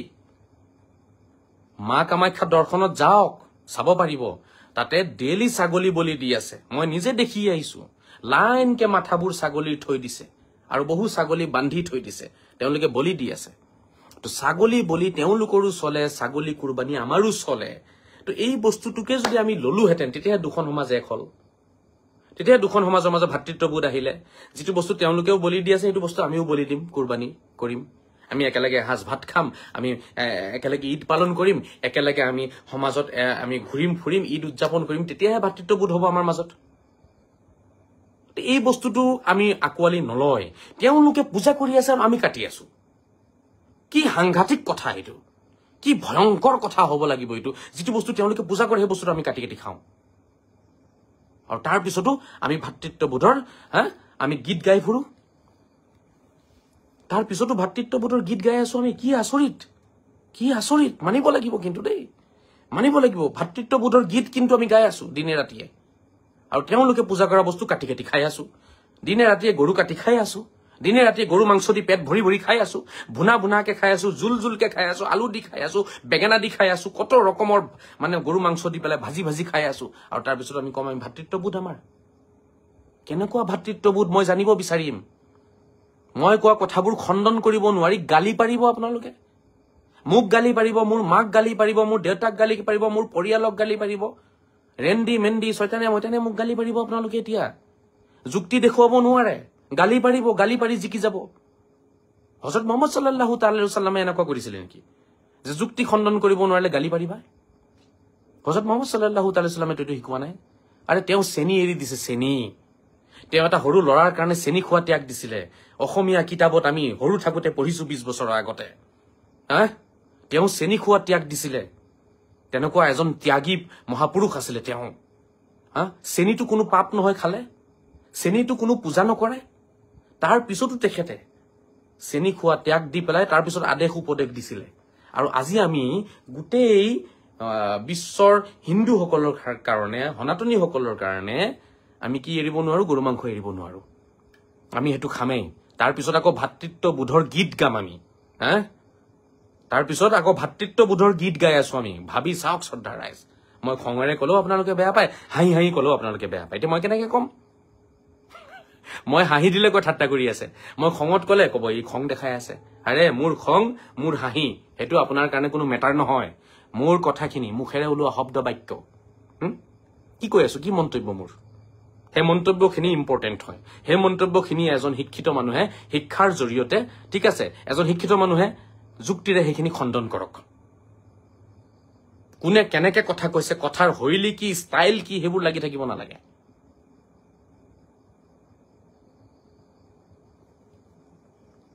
কিমান বুজালো হাদিস দি বুজালো হযৰত মুহাম্মদ সাল্লাল্লাহু তাআলা সাল্লামে আমাক কি আদৰ্শ আমাক মানৱতা শিকোৱা নাছিল নেকি কিমান বুজালো মই কিমান হাদিসৰ কিতাপ পঢ়ি পঢ়ি নম্বৰ পঢ়ি পঢ়ি দিছিলো মই মুসলিম নামৰ কিতাপখনত মোৰ ইয়াতে আছে ৰুমতে মুসলিম নামৰ কিতাপখনৰ হযৰত মুহাম্মদে কৈছে মা জালা জিবৰিল ইউসিনি ফিল জাৰ হাত্তা জানাত আন্নাহু সাইওয়াৰিসুহু হযৰত মুহাম্মদে কৈছে যে জিব্ৰাইল নামৰ দেৱতাজনে মোক ইমান বেছিকৈ আল্লাহৰ ফালৰ পৰা আহি বাৰে বাৰে কথাখাৰ মোক শিকাইছে এটা বাৰ্তা দিছে মোক আল্লাহৰ বাৰ্তা যে উচৰ সুবুৰীয়া ৰাইজ দেশবাসী গাঁওবাসীক সন্মান কৰিব লাগিব মৰম কৰিব লাগিব তেওঁলোকক আঘাত দিব নোৱাৰো কেতিয়াও যদি আঘাত দিও তেতিয়ালে আল্লাহে গ্ৰহণ নকৰে এই কথাখাৰ হযৰত মুহাম্মদক বাৰে বাৰে বুজিছেনে ডেইলি এই বাৰ্তাটো আল্লাহে পঠিয়াইছে ডেইলি হযৰত মুহাম্মদক আল্লাহে এই বাৰ্তা প্ৰেৰণ কৰিছে মাজালা জিবৰিল ইউসিনি ফিল জাৰ হাত্তা জানান্ত আন্নাহু সাইওয়াৰিসুহু পিছত হযৰত মুহাম্মদে কৈছে মোৰ এনেকুৱা ভাব হৈছে কোন দিন জানো আল্লাহে মোক কৈ দিব যে হে মুহাম্মদ তোমাৰ সম্পত্তি যে আছে সম্পত্তিও ভাগ দিব লাগিব ওচৰ চুবুৰীয়া মানুহক সম্পত্তিৰ ভাগো দিব লাগিব এনেকুৱা মোৰ ভাব হৈছে এনেকুৱা অনুভৱ হৈছিলে হযৰত মুহাম্মদে কৈছে হাত্তা জানান্তু মোৰ এনেকুৱা লাগিব ধৰিলে মোৰ এনেকুৱা অনুভৱ হ'ব ধৰিলে যে ইমান বাৰে বাৰে ওচৰ চুবুৰীয়াক কষ্ট নিদিবলৈ কাৰণে কৈ আছে মৰম কৰিবলৈ কাৰণে কৈ আছে বাৰে বাৰে কৈ আছে আল্লাহে মোক মোৰ এনেকুৱা অনুভৱ হ'ব ধৰিলে কোনোবা এদিনাখন চাগে আল্লাহে মোক কৈ দিব যে তোমাৰ ধন সম্পত্তিৰ এটা ভাগ ওচৰ চুবুৰীয়াক দিব লাগিব ভাবি চাই লওক কি ডাঙৰ কথা কৈছে হযৰত মুহাম্মদে যে কিমান বেছি বেছিকে আল্লাহৰ ফালৰ পৰা এই হযৰত মুহাম্মদক এই কথাখাৰ বুজোৱা হৈছে তেখেতক বাৰ্তা প্ৰেৰণ কৰিছে আল্লাহে যে ওচৰ চুবুৰীয়াক কষ্ট নিদিবা মান কানা ইউমিন বিল্লাহি ওয়াল ইয়াউমিল আখিৰ ফালয়ুকৰিম জাৰাহু মান কানা ইউমিন বিল্লাহি ওয়াল ইয়াউমিল আখিৰ ফালয়ুকৰিম ফালয়ুহসিন ইলা জাৰিহি ওয়া ফি ৰিওয়ায়া ফালয়ুকৰিম জাৰাহু যিজনে আল্লাহক বিশ্বাস কৰিছে যিজনে মৃত্যুক বিশ্বাস কৰে সেইজন ব্যক্তিয়ে নিজৰ ওচৰ চুবুৰীয়া দেশবাসীক কি কৰিব সন্মান জনাব ভক্তি কৰিব শ্ৰদ্ধা জনাব কষ্ট নিদিব এইবোৰ কথা হযৰত মুহাম্মদে কৈ থৈ গৈছিলে তাৰ পিছতো আমি হযৰত মুহাম্মদ সাল্লাল্লাহু তাআলা সাল্লামৰ কথা অমান্য কৰি আছো আৰু এই গৰু কাটি ঈদৰ দিনাখন আমি এক বিতৰ্কিত মাংস লৈ ব্যস্ত হৈ আছো আৰু এক বিতৰ্কিত পৰিবেশ ঈদৰ দিনাখন সৃষ্টি কৰিছো গোটেই দেশতে সংঘাত সৃষ্টি কৰি আছো গোটেই দেশতে উত্তাল পৰিবেশ বাংলাদেশী খেদাওক উত্তাল পৰিবেশ দিনে ৰাতিয়ে কোনোবাই কান্দি আছে কোনোবাই চিঞৰি আছে বাংলাদেশী খেদাই দিব লাগে কোনোবাই খেদাব নালাগে কোনোবাই খেদাব লাগে ডাটা আছে নে নাই বিভিন্ন ৰকমৰ সমস্যাই আমাক যে চাৰিওফালৰ পৰা যে আবৰি ধৰিছে ইয়াৰ মূলতে কাৰণ হৈছে আমাৰ চিন্তাধাৰাবোৰ আমাৰ হে বাংলাদেশী চিন্তাধাৰাবোৰ যেতিয়ালৈকে আমি ত্যাগ নিদিম তেতিয়ালৈকে আমাক এনেকুৱাকে কৰিয়ে থাকিব খেদিয়ে থাকিব খেদাব চেষ্টা কৰিয়ে থাকিব গতিকে শ্ৰদ্ধা ৰাইজ মই বেছি দীঘলীয়া নকৰো আপোনালোকৰ সন্মুখত মই কেইটামান ইম্পৰ্টেণ্ট কথাই আপোনালোকক কলো মই দুদিন ধৰি দেখি আছো খুব আন্দোলন হৈ আছে বাংলাদেশী খেদাব লাগে আৰু তাতে দল সংগঠনৰ বিভিন্ন ধৰণৰ মই অভিযোগ দেখিছো বিভিন্ন কথা কৈ আছে অত্যাচাৰ হৈছে হেন হৈছে তেন হৈছে যিসকল বাংলাদেশী নহয় তেওঁলোককো ধৰিছে কিবা কিবি বহুত কৈ আছে তেওঁলোকে মোৰ কথা হল এইবোৰ যে সমস্যা আহি আছে মূলতে কাৰণ কি মূলতে কাৰণ চাৰিটা মই আপোনালোকক কলো প্ৰথমটো কাৰণ আমিবোৰৰ চিন্তাধাৰা হৈছে যে আল্লাহে অকল আমাৰ ধৰ্মটো ভাল পায় আৰু পৃথিৱীত কোনো ধৰ্ম আল্লাহে ভাল নাপায় এটো প্ৰথমটো কাৰণ সমস্যাৰ দ্বিতীয়টো কাৰণ হৈছে আল্লাহে আল্লাহৰ জান্নাতত অকল আমি কেইটাই যাম আৰু কোনো নাযায় ঠিক আছে বাকি সব কাফিৰ হয় শয়তান হয় কোনো নাযায় অকল আমি কেইটাই যাম তৃতীয়টো কাৰণ হৈছে আমাৰ যেটো উপাসনা পদ্ধতি হেতুৱে ভাল বাকি যিবোৰ উপাসনা পদ্ধতি পৃথিৱীত আছে এটাও গ্ৰহণযোগ্য নহয় ঠিক আছে এটো তৃতীয়টো কাৰণ হয় হেকাৰণে পূজা দুৰ্গা পূজা মা কালী পূজা সৰস্বতী পূজা আৰু যিমান পূজা আছে হে পূজা বিলাকৰ বিৰুদ্ধে মুল্লা বিলাকে কথা পাতে আল্লাহে ভাল নাপায় মানে হে পূজা বিলাকক আল্লাহে ভাল নাপায় ঠিক আছে মা কালীৰ পূজা ভাল নাপায় মা সৰস্বতী পূজা আল্লাহে ভাল নাপায় মা দুৰ্গাৰ পূজা আল্লাহে ভাল নাপায় শ্ৰী ৰামৰ পূজা আল্লাহে ভাল নাপায় শ্ৰী কৃষ্ণৰ পূজা আল্লাহে ভাল নাপায় আল্লাহে অকল নামাজ ভাল পায় তো এইটো এটা সমস্যাৰ কাৰণ 4 নম্বৰ কাৰণটো হৈছে এই যে আমাৰ সভ্যতা সংস্কৃতিৰ লগত জড়িত হৈ আছে এটা যেটো গৰু তেওঁলোকে পূজা কৰে সন্মান জনায় সেই গৰুটোক আমি কাটি কাটি খাই আছো তো আমাৰ সমস্যাৰ কি কোনো সমাধান নাই এইকিটা হৈছে সমস্যাৰ সমাধান এইকিটা ঠিক কৰক অসমত আৰু কোনো বাংলাদেশী বিচাৰি না যায় কেতিয়াও চৰকাৰেও নিবিচাৰে ৰাইজেও নিবিচাৰে কোনো দল সংগঠনেও বাংলাদেশী নিবিচাৰে প্ৰথমতে স্পষ্টীকৰণ দিয়ক যে পৃথিৱীৰ যিমান ধৰ্ম আছে সব ধৰ্ম আল্লাহে ভাল পায় অকল ইছলামে নহয় সনাতনকো ভাল পায় খ্ৰীষ্ট ধৰ্মকো ভাল পায় বৌদ্ধ ধৰ্মকো ভাল পায় সবকে আল্লাহে ভাল পায় স্পষ্টীকৰণ দিয়ক মুল্লা বিলাকে যে সকলো ধৰ্মই আল্লাহৰ ধৰ্ম হয় অকল ইছলাম আল্লাহৰ ধৰ্ম নহয় সকলো ধৰ্মই আল্লাহৰ ধৰ্ম হয় এইটো আপোনালোকে স্পষ্টীকৰণ দিয়ক চাব সমস্যা সমাধান ওলাই যাব লাহে লাহে অত্যাচাৰ নহয় আৰু দ্বিতীয়তে স্পষ্টীকৰণ দিয়ক আল্লাহৰ জান্নাতত সবে যাব হিন্দু হওক মুছলিম হওক খ্ৰীষ্টান হওক বুদ্ধিষ্ট সবে জান্নাতত যাব এই লা ইলাহা পঢ়িলেও যাব লা ইলাহা নপঢ়িলেও যাব লা ইলাহা পঢ়িলেও আল্লাহৰ জান্নাতত যাব লা ইলাহা নপঢ়িলেও আল্লাহৰ জান্নাতত যাব এই কথাটো স্পষ্টীকৰণ মুল্লা বিলাকে দিয়ক দল সংগঠনে দিয়ক চাব এই অত্যাচাৰ নিজে নিজে নাইকিয়া হৈ যাব 3 নম্বৰ উপাসনা পদ্ধতি সবৰে ঠিক আছে সবে আল্লাহে গ্ৰহণ কৰিব মন্দিৰত পূজা কৰিলেও আল্লাহে গ্ৰহণ কৰিব গিৰ্জাত গৈ পেলাই আপোনাৰ তাতে আৰাধনা কৰিলেও আল্লাহে গ্ৰহণ কৰিব নামঘৰ গলেও গ্ৰহণ কৰিব মছজিদ গলেও গ্ৰহণ কৰিব ঠিক আছে দুৰ্গা পূজাকো আল্লাহে ভাল পায় মা কালীৰ পূজাকো আল্লাহে ভাল পায় কুৰবানী ঈদকো আল্লাহে ভাল পায় আৰু আপোনাৰ মহৰমকো আল্লাহে ভাল পায় বহাগকো আল্লাহে ভাল পায় কথাটো কৈ দিয়ক স্পষ্টীকৰণ দিয়ক অসমৰ মুল্লা বিলাকে দল সংগঠনে চাব মুছলমান সমাজত যেটো এটা আপোনাৰ সমস্যা দেখা গৈ আছে নহয় এই সমস্যা নাইকিয়া হৈ যাব আৰু 4 নম্বৰ কাৰণটো হৈছে গৰু যেটো গৰু তেওঁলোকে পূজা কৰে আমি খাই আছো এটো খোৱা বন্ধ কৰি দিয়ক কুৰবানীও কৰিব নালাগে খাবও নালাগে চাব সমস্যাৰ সমাধান ওলাই যাব মই একদম পাৰ্মানেন্ট সলিউশন দিছো আপোনালোকক মোৰ কথা যদি আপোনালোকক ভাল লাগে মানক আৰু যদি ভাল নালাগে তেতিয়াহলে থাকক এনেকে ঠিক আছে এই এনেকে লেটি পেটি হৈ থাকক এনেকে আপোনালোকক অত্যাচাৰ কৰিব বিভিন্ন ৰকমৰ আপদ বিপদ তুফান আহিব ঠিক আছে আৰু সেই তুফানৰ মাজত চিঞৰ বাখৰ কৰি এনেই সময় নষ্ট কৰি নিজৰ উঠি অহা লৰা ছোৱালীৰ জীৱনো নষ্ট হ'ব এটা কলংকিত জীৱন আমি তেওঁলোকক দি যাম আমিতো মৰি যাম এইবোৰ কলংক লৈ লৈ কাজিয়া কৰি কৰি তো আমি নিজে মৰি যাম আৰু আমাৰ লৰা ছোৱালী যিবোৰ আছে নহয় যিবোৰ আজি স্কুল কলেজত পঢ়ি আছে নহয় তেওঁলোকৰ এই ধৰ্ম চৰ্মলৈ ইমান পাগল নহয় তেওঁলোক স্কুল কলেজত গৈ আছে পঢ়িব লাগে সেইবিলাক লৰা ছোৱালী স্কুল কলেজৰ পৰা ওলাই কোনো শান্তিৰ জীৱন নাপাব পিছত আৰু তেওঁলোকে গোটেই জীৱনে আমি এৰি থৈ যোৱা কলংকবোৰ লৈ জীয়াই থাকিব লাগিব আমি এৰি থৈ যোৱা এই সমস্যাবোৰ লৈ তেওঁলোকে জীয়াই থাকিব লাগিব কেতিয়াও ভালকে চাকৰি নাপাব দেশত মৰ্যাদা নাপাব সন্মান নাপাব সদায় এইটো দলে হেতু দলক আপোনাৰ কি কৰিব টাৰ্গেট কৰিব ঠিক আছে সদায় খিলঞ্জিয়া আৰু অসমীয়া অনা অসমীয়াৰ সদায় কাজিয়া হৈ থাকিব অসমীয়া অনা অসমীয়াৰ সদায় কাজিয়া হৈ থাকিব খিলঞ্জিয়া আৰু নন খিলঞ্জিয়াৰ সদায় কাজিয়া হৈ থাকিব স্বদেশী বিদেশীৰ সদায় কাজিয়া হৈ থাকিব ঠিক আছে বাংলাদেশী আৰু অসমীয়াৰ সদায় কাজিয়া হৈ থাকিব যদি এটোৱে বিচাৰে তেতিয়াহলে আপোনালোকে মোৰ কথা নামানিব গৰু কাটি খাওক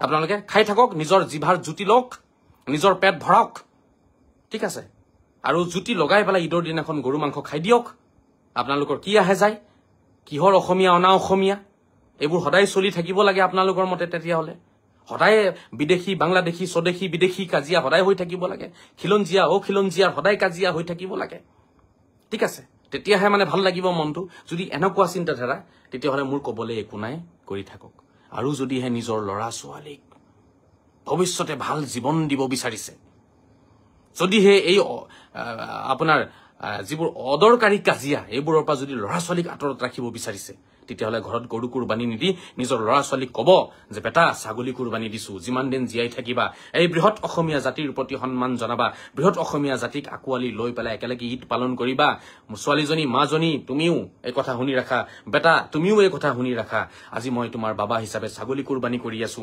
তোমালোকেও জীৱনত ছাগলী কুৰবানী কৰি পেলাই ঈদৰ দিনাখন তোমাৰ নিজৰ যিমান লগৰ লৰা ছোৱালী আছে হিন্দু মুছলিম সবকে লৈ পেলাই একেলগে ভাত খাবা আৰু সদায় বিহু আহিলে তোমালোকে নাচিবা, তোমালোকৰ ল'ৰা ছোৱালীক নাচিব দিবা, নিজে বিহু সন্মিলন পাতিবা, এইবোৰ কথা নিজৰ ল'ৰা ছোৱালীক এতিয়া শিকাওক।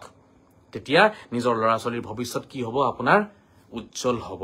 আৰু নহলে আপুনি আৰু মই যেনেকে ঘিচা পিটা জীৱন পাৰ কৰিছো, ঘিচা পিটা জীৱন বুলি কয়, লেতেৰা পেতেৰা জীৱন আমি পাৰ কৰি আছো, আমাৰ মৰ্যাদা নাই, সন্মান নাই, ঠিক তেনেকে আপোনালোকৰ ল'ৰা ছোৱালীৰো আমাৰ ল'ৰা ছোৱালীৰ একেই জীৱন হ'ব। গতিকে এইখিনিকে মোৰ ক'বলগীয়া আছিলে। কাৰোবাৰ যদি বেয়া লাগিছে ক্ষমা খুজিছো, ক্ষমা কৰি দিব। মোৰ ক'বলগীয়াখিনি মই কৈছো। আপোনালোকে বাকী যুক্তিৰে যদি খণ্ডন কৰিব পাৰে মই ক্ষমা খুজি ল'ম। মোৰ কথাত যুক্তিৰে খণ্ডন কৰিব লাগিব। এনেই আপোনালোকে মোক গালি দি পেলাই বন্ধ কৰিব নোৱাৰে, কেতিয়াও নোৱাৰে। যুক্তিৰে মোক বন্ধ কৰি দিব পাৰিব, মোৰ মুখ চিৰকালৰ কাৰণে মোৰ মুখ বন্ধ হৈ যাব। কিমান সমস্যা দেখিছানে? এতিয়া চৰকাৰে তেওঁলোকক আৰ্মছৰ লাইচেন্স দিব, কিমান অসুৰক্ষিত তেওঁলোক। একমাত্ৰ আমাৰ কিছুমান জংলী চিন্তাধাৰা, কিছুমান জীৱ জন্তুৰ চিন্তাধাৰা লৈ আমি জীয়াই আছো। কিছুমান জংলী চিন্তাধাৰা, লেতেৰা চিন্তাধাৰাৰ কাৰণেতো এতিয়া তেওঁলোকক চৰকাৰে আৰ্মছ দিবলগীয়া হৈছে। নহলে কেলে দিলে আৰ্মছ? আৰে আমি চবে জাতি একে ভাই ন, মন্দিৰ মছজিদ চব এক, ঈশ্বৰ আল্লাহ ভগৱান এক যদি আছিলে তেতিয়াহ'লে তেওঁলোকক এতিয়া আৰ্মছ কেলে দিবলগীয়া হৈ আছে লাইচেন্স? কাৰণ আমাৰ জংলী চিন্তাধাৰা, আমাৰ বাংলাদেশী চিন্তাধাৰা। ঠিক আছে, আমিয়ে ভাল তেওঁলোক বেয়া, আমি ভাল তেওঁলোক কাফিৰ, আমি স্বৰ্গলৈ যাম তেওঁলোক নৰকলৈ যাব, আল্লাহে আমাক ভাল পায় তেওঁলোকক ভাল নাপায়, কলিমা নপঢ়িলে মাৰি পেলাব লাগে, লা ইলাহা ইল্লাল্লাহ নকলে মাৰি পেলাব লাগে। কাশ্মীৰত হৈ গ'ল, পেহেলগামত হৈ গ'ল, পাকিস্তান উৰি গ'ল, আল্লাহে লগ নিদিলে পাকিস্তানক, আল্লাহে পাকিস্তানক লগ নিদিলে। কাৰণ আল্লাহে লা ইলাহা কলেই যে ভাল পাব তেনেকুৱা কোনো কথা নাই। পাকিস্তানে লা ইলাহা কৈছিলে, তাৰ পিছতো আল্লাহে কলিমা পঢ়া মানুহক লগ নিদিলে, কলিমা নপঢ়া মানুহক আল্লাহে লগ দিছে এইবাৰ যুদ্ধত। কিন্তু আমাৰ সেইবোৰ জীৱ জন্তুৰ চিন্তাধাৰা, সেইবোৰ জন্তুৰ চিন্তাধাৰা যিবোৰ আমি লৈ ঘূৰি ফুৰো, সেইকাৰণে আজি আৰ্মছ দিবলগীয়া হৈছে, আৰ্মছৰ লাইচেন্স দি আছে তেওঁলোকক চৰকাৰে। এতিয়াও যদি সময় আমাৰ বুজাৰ নাহিল, তেতিয়াহ'লে কেতিয়া বুজিম আমি? মানে আমাৰ অত্যাচাৰত অসুৰক্ষিত তেওঁলোকৰ সুৰক্ষা নাই, তেওঁলোকৰ জীৱন সুৰক্ষিত নহয়। এতিয়া চৰকাৰে ৰাইজক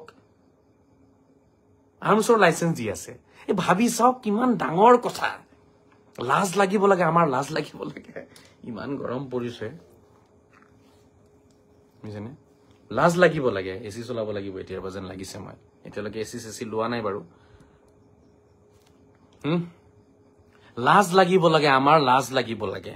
আমাৰ কাৰণে তেওঁলোক অসুৰক্ষিত আৰু চৰকাৰে তেওঁলোকৰ সুৰক্ষিত কৰিবৰ কাৰণে এতিয়া লাইচেন্স দি আছে। আমি কিমান জীৱ জন্তুৰ দৰে পৰিণত হৈছো, আমাৰ চিন্তাধাৰা যে কিমান উচ্চ চিন্তাধাৰা। মোৰতো লাজ লাগিছে এইটো শুনাৰ পিছত, মোৰ লাজ লাগিছে যে আমাৰ চিন্তাধাৰা ইমান বেয়া নে, আমাৰ সমাজৰ চিন্তাধাৰা ইমান লেতেৰা নে। আমাৰ পৰা সুৰক্ষিত ৰাখিবলৈ কাৰণে এতিয়া তেওঁলোকক আৰ্মছৰ লাইচেন্স দিবলগীয়া হৈছে। ইমান বেয়া পৰিস্থিতি হৈছে। এতিয়াও তেওঁলোকে আন্দোলন কৰিব, এতিয়াও তেওঁলোকে ডিঙিৰ হিৰ ফুলাই ফুলাই তেওঁলোকে এতিয়া ৰাইজক ৰাস্তালৈ ওলাই আনিবলৈ চেষ্টা কৰিব। ডিঙিৰ হিৰ ফুলাই ফুলাই ভাষণ দিব, এটা এটা ওলাই আহি পেলাই ডাঙৰ ডাঙৰ। সদায় কৈছো, য'ত সমস্যাৰ সৃষ্টি হৈছে তাৰ পৰা সমস্যাটো উঘালি পেলাবলৈ চেষ্টা কৰক। আজি বাংলাদেশী, স্বদেশী, বিদেশীৰ যিবোৰ কাজিয়া, সেইবোৰ হৈ আছে মাত্ৰ কেইটামান কাৰণত। সেই স্বদেশী বিদেশীৰ কাজিয়া শেষ হৈ যাব একেদিনতে যদি আমাৰ লেতেৰা চিন্তাধাৰা আমি উলিয়াই আমাৰ মোল্লাবিলাকে যদি স্পষ্টীকৰণ দিয়ে আৰু যদি নিজকে অসমীয়া বুলি পৰিচয় দি দিয়ে, তেতিয়াহ'লে এই স্বদেশী বিদেশীৰ কোনো আন্দোলনেই নহয় আৰু আমি সকলোৱে শান্তিত থাকিব পাৰিম। অসমীয়া ৰাইজৰ মন্তৰ ইমান সৰু নহয়, বুকু ইমান ঠেক নহয় যে আমাক খেদি দিব অসমৰ পৰা। কিন্তু আপুনি তেওঁলোকৰ বুকুৰ ওপৰত বহি তেওঁলোকক যদি ঘপিয়াই থাকে, এনেকে ঘপিয়াই বুকুৰ ওপৰত বহি যদি অসমীয়াৰ জাতিৰ অস্তিত্ব নষ্ট কৰিব বিচাৰে, ঘপিয়াই যদি আপুনি অসমীয়া সভ্যতা সংস্কৃতিক যদি ঘপিয়াই নষ্ট কৰিব বিচাৰে, তেতিয়াতো খেদিবই ন আমাকতো খেদিবই। আমি ভাল তেওঁলোক বেয়া, আমি জান্নাতত যাম তেওঁলোক নৰকলে যাব, আমি চব ভাল তেওঁলোক চব কাফিৰ। আল্লাহে অকল আমাৰ ধৰ্মটো ভাল পায়, আল্লাহে তেওঁলোকৰ ধৰ্ম ভাল নাপায়। এইবোৰ যদি কয় বুকুত বহি বহি ঘপিয়াই আমাক কেলে নেখেদিব? কিয় নেখেদিব? আমাক খেদিবই লাগে। আমাৰ দৰে মানুহক খেদি দিব লাগে সঁচাকে। কাৰণ আমাৰ ভিতৰত নাই মানৱতা, আমাৰ ভিতৰত নাই ইনচানিয়ত, হিউমেনিটি নাই। তেওঁলোকে পূজা কৰা বস্তু আমি কাটিমেই চালা খাম, শুকাই শুকাই খাম, মাংস শুকাই শুকাই খাম আমি। জিভাৰ জুতি। আল্লাহে কৈছিলে মৰমৰ বস্তু কুৰবানী কৰিবলৈ, এতিয়া আমি চবে বুজি ললো যিটো মাংস খাই ভাল লাগে সেইটোৱে আমি কুৰবানী কৰিম। মৰমৰ বস্তু কুৰবানী কৰিব কৈছিলে। আৰে লালন পালন কৰি ডাঙৰ দীঘল কৰা কিবা এটা জীৱ জন্তু, যিটো জীৱ জন্তু আপোনাৰ কাৰণে সন্তানৰ দৰে হয়, যিটো জীৱ জন্তুক আপুনি সন্তানৰ দৰে লালন পালন কৰি ডাঙৰ দীঘল কৰিছে, ৰাতিপুৱা গধূলি ঘাঁহ খুৱাইছে, ৰাতিপুৱা গধূলি যিটো জীৱ জন্তুৰ আপুনি পেচাব আৰু গোবৰ চাফা কৰিছে, তেনেকুৱা জীৱ জন্তুহে কুৰবানী কৰিব গৈছিলে। মাংস খাই ভাল লাগে সেইটো কুৰবানী কৰিব কোৱা নাছিলে নহয়। দুদিন আগত গৰু এটা কিনি আনিব, আনি কুৰবানী কৰি দিব। সেইটো হল আপোনাৰ মৰম চেনেহ আছে গৰুৰ লগত? নাই, মাংস খাই ভাল লাগে গৰুৰ। আৰে কুৰবানীৰ ৰহস্যটো কি কম আৰু, কুৰবানীৰ অৰ্থই নাইকিয়া হৈ গৈছে। কমচ কম 1 বছৰ পালিব লাগে সেই জীৱটোক, নিজৰ সন্তানৰ দৰে পালিব লাগে। 1 বছৰ নিজৰ সন্তানৰ দৰে সেই পহুটোক আপুনি কি কৰিব লাগে? দেখভাল কৰিব লাগে, দানা পানী খুৱাব লাগে, গোবৰ চাফা কৰিব লাগে। তাৰ পিছত আপুনি ক'ব পাৰিব মোৰ প্ৰিয় জন্তু হয়। কিন্তু 3 দিন আগত বজাৰত গৈ পেলাই গৰু এটা কিনি আনি কুৰবানী কৰি দিয়ে। শ্ৰদ্ধা ৰাইজ, একো নাই, ৰুহানিয়ত নাই, আধ্যাত্মিকতা নাই। এইটো আধ্যাত্মিকতাহীন এটা কৰ্ম। আৰু গৰু কুৰবানীটোতো পাপ কৰ্ম হয়। বৃহৎ সনাতনী সমাজে পূজা কৰে, বেলেগে পূজা কৰা বস্তু কুৰবানী কৰা পাপ। চিধা কথা, কোনো বেকা বেকি দলিল নাই, কোনো যুক্তি নাই, চিধা যুক্তি।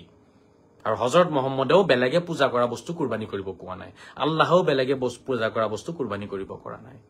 এই গৰুটো বহুত এটা আল্লাহৰ প্ৰিয় বস্তু হয়। সেইকাৰণে কোৰাণত 2 নম্বৰ সূৰাটো গৰুৰ নামত আছে। 2 নম্বৰ সূৰাটোৱে গাই গৰুৰ নামত, সূৰাতুল বাকাৰা। কোৰাণৰ আটাইতকৈ ডাঙৰ সূৰা, আটাইতকৈ ডাঙৰ চেপ্টাৰ হয়, আটাইতকৈ ডাঙৰ আপোনাৰ লেছন হয়, যিটো সূৰাতুল বাকাৰা, অৰ্থাৎ গৰুৰ সূৰা। গৰুৰ নামেৰে নামাকৰণ কৰা আছে কোৰাণৰ এটা অধ্যায়। কোৰাণৰ এটা অধ্যায় নামাকৰণ কৰিছে আল্লাহে গৰুৰ নামেৰে। গৰু কিমান প্ৰিয় বস্তু হ'ব লাগিব। গতিকে বন্ধুসকল, মই আপোনালোকক ভৰিত ধৰি মিনতি কৰিছো, হাতজোৰ কৰিছো। মোক গালি দিব আছে দিয়ক, মোক চৰিয়াব আছে চৰিয়াওক, মোক পিটিব আছে পিটক, মোক আপোনালোকে যি কৰিব আছে কৰক। কিন্তু আপোনালোকে গৰু কুৰবানী নকৰিব, ছাগলী কৰক, ভেড়া কৰক, মহ কৰক। আৰু যদি ভেড়া ছাগলী মহ আপোনালোকে নাই পোৱা, কুৰবানীয়ে নকৰিব। সেই টকাখিনি দুখীয়া মানুহক দি দিয়ক। কোনোবা দুখীয়া মানুহৰ ঘৰত টিন কিনি দিয়ক।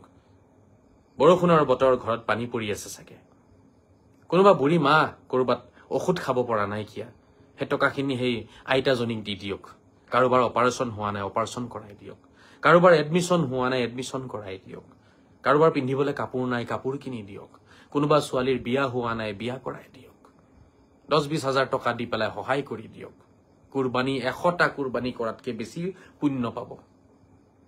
গৰু কুৰবানী কৰি পেলাই নিজকে কলংকিত নকৰিব। আপোনালোকে নিজৰ ধৰ্মটো কলংকিত নকৰিব। হযৰত মুহাম্মদ সাল্লাল্লাহু তাআলা আলাইহি ওয়াসাল্লামক কলংকিত নকৰিব। সেইজন মৰ্যাদা পুৰুষোত্তম আছিলে হযৰত মুহাম্মদ। তেখেতৰ চৰিত্ৰ পঢ়িলে চকুৰে পানী ওলায়। যে ইমান মহান ব্যক্তি এজন পাৰ হৈ গ'ল, ইমান মহান ব্যক্তি এজন মাত্ৰ 1400 বছৰ আগত পাৰ হৈ গৈছে। আৰু এই মাত্ৰ 1400 বছৰতে, মাত্ৰ 1400 বছৰতে আমি তেখেতক নষ্ট কৰি পেলালো। তেখেতক আমি উগ্ৰবাদী নেতা বনাই পেলালো, সাম্প্ৰদায়িক নেতা বনাই পেলালো তেখেতক আমি, আমাৰ নিজৰ চৰিত্ৰৰ কাৰণে। কিমান মহান আছিলে হযৰত মুহাম্মদ, ভাবি চাওক। চেনি ত্যাগ দিছিলে এটা সন্তানৰ কাৰণে, এটা ল'ৰাৰ, এটা বাচ্চাৰ কাৰণে। আৰু আজি আমি গৰু মাংস ত্যাগ দিব নোৱাৰো। আমি ইমান বেছি আমাৰ ভিতৰত গোৰামি, ইমান বেছি জিদ আমাৰ ভিতৰত, ইমান বেছি খং আমাৰ ভিতৰত, ইমান বেছি হিংসা আমাৰ ভিতৰত, ইমান বেছি আমাৰ অন্তৰখন, বুকু, আমাৰ কলিজা ইমান লেতেৰা, আমি ত্যাগ দিব নোৱাৰো। আৰে কুৰবানী মানে ত্যাগ, কুৰবানী মানে চেক্ৰিফাইচ, মানে ত্যাগ। আমি ত্যাগ দিব নোৱাৰো। আমাৰ ভিতৰত ত্যাগৰ গোন্ধ নাই, আমাৰ ভিতৰত ত্যাগৰ গোন্ধ নাই। মাংস কেনেকে শুকাই শুকাই খাম, মাংস কেনেকে টিফিনত ভৰাই ভৰাই খাম, মাংস কেনেকে ভাজি ভাজি খাম, মাংস কেনেকে আমি এতিয়া কোনটো ষ্টাইলত খাম, কলিজা কেনেকে খাম, আমাৰ মাজত ত্যাগ নাই। আমাৰ চিন্তাধাৰা খালি মাংস খোৱা। শ্ৰদ্ধা ৰাইজ, প্লিজ, আৰু কিমান কম।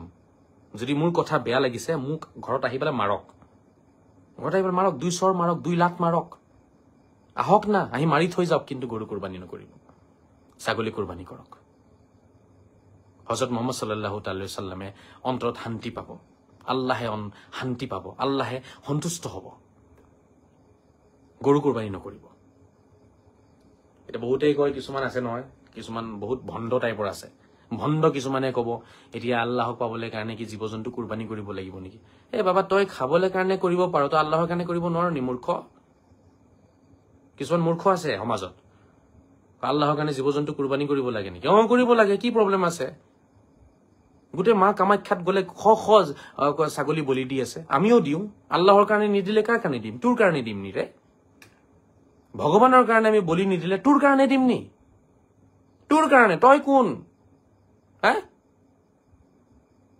হি নিজে নাখায় মাংস হিৰে গোটেই পৃথিৱীৰ মাংস খোৱা মানুহক শয়তান বুলি কব নিজে মাংস নাখায় গোটেই পৃথিৱীৰ মানুহ ভুল হি এটা অৱতাৰ হৈ গৈছে মানে হি অৱতাৰতকৈ ডাঙৰ আৰে হযরত মুহাম্মদ সাল্লাল্লাহু তাআলা সাল্লামে নিজে মাংস খাইছে হযরত মুহাম্মদে নিজে বলি দিছে এতিয়া কব হেঁতি কি জানে নাই নাই নাই নাই নাই নাই নাই নাই এইটো আমি নামানো এইটো নামানো তই নিজে কি হযরত মুহাম্মদতকৈ ডাঙৰ হৈ গলি এতিয়া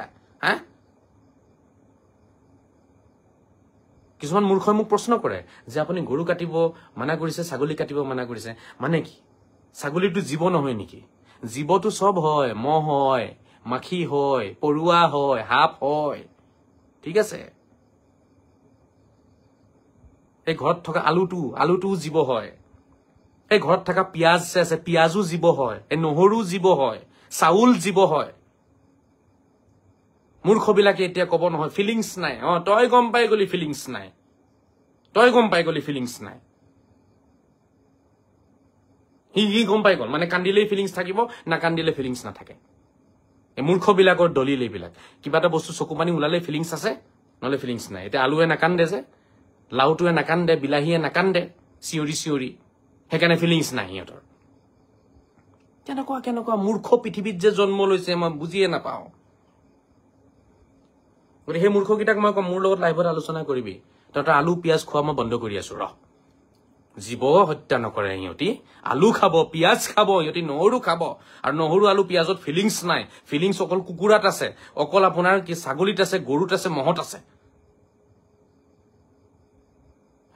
ফিলিংছ অকল এইকেইটা বস্তুতে আছে বাকী কোনো বস্তুত ফিলিংছ নাই মানে এইকেইটা কান্দিব পাৰে অলপ চিঞৰিব পাৰে যে মুখেৰে সেইকাৰণে চকু পানী ওলালে আৰু চিঞৰিব পাৰিলে মুখেৰে মাত এটা দিব পাৰিলে ফিলিংছ থাকে নহলে ফিলিংছ নাথাকে এইবোৰ হৈছে মূৰ্খ মানুহৰ মূৰ্খ কথা যিবোৰ কথাৰ কোনো যুক্তি নাই কোনো একো নাই মূৰ্খামি হয় বাস যিকি নহওক শ্ৰদ্ধা ৰাইজ এতিয়া কথা হৈছে গৰুটো আপোনালোকে নাকাটি আপোনালোকে ছাগলী কাটক আপোনালোকে ভেড়া কাটক আল্লাহৰ কাৰণে ৰাইজৰ কাৰণে কোনো কথা নাই একো প্ৰব্লেম নাই সবে মিলি খাওক মাংস সেই ছাগলী আল্লাহে আপোনাৰ খাবলৈ কাৰণে বনাইছে ছাগলী এতিয়া কাৰ্গিলত যুদ্ধ কৰিবলৈ কাৰণে নহয় পাকিস্তানৰ লগত যুদ্ধ কৰিবলৈ ছাগলী বনোৱা নাই ঠিক আছে ছাগলী খাবলৈ কাৰণে বনাইছে কুকুৰা খাবলৈ কাৰণে বনাইছে আল্লাহে ভগৱানে মাছ খাবলৈ কাৰণে বনাইছে এইটো মানুহৰ খাদ্য হয় এইবোৰ ঠিক আছে মানুহ তৃণভোজী আৰু মাংসভোজী দুটাই হয় এতিয়া গৰুবিলাকে বুজি নাপায় বাবা তোমাৰ তৃণ খাব আছে তৃণ খোৱা কোনে বাধা দিছে তুমি তৃণ খাই থাকা গোটেই জীৱন আমি বাধা দিয়া নাই নহয় কিন্তু মাংসভোজী কিটাক তুমি যে বদমাছ বুলি কোৱা মানুহ তৃণভোজী মাংসভোজী দুটাই হয় ঠিক আছে কিন্তু কিছু জন্তু আছে পৃথিৱীত অকল তৃণভোজী হয় কিছু জন্তু আছে অকল মাংসভোজী হয় কিন্তু মানুহ সৰ্বশ্ৰেষ্ঠ জীৱ হয় পৃথিৱীত যিমান জীৱ-জন্তু পৃথিৱীত আছে সকলোতকৈ বেছি মানুহ হৈছে সৰ্বশ্ৰেষ্ঠ আশৰাফুল মখলুকাত বুলি কয়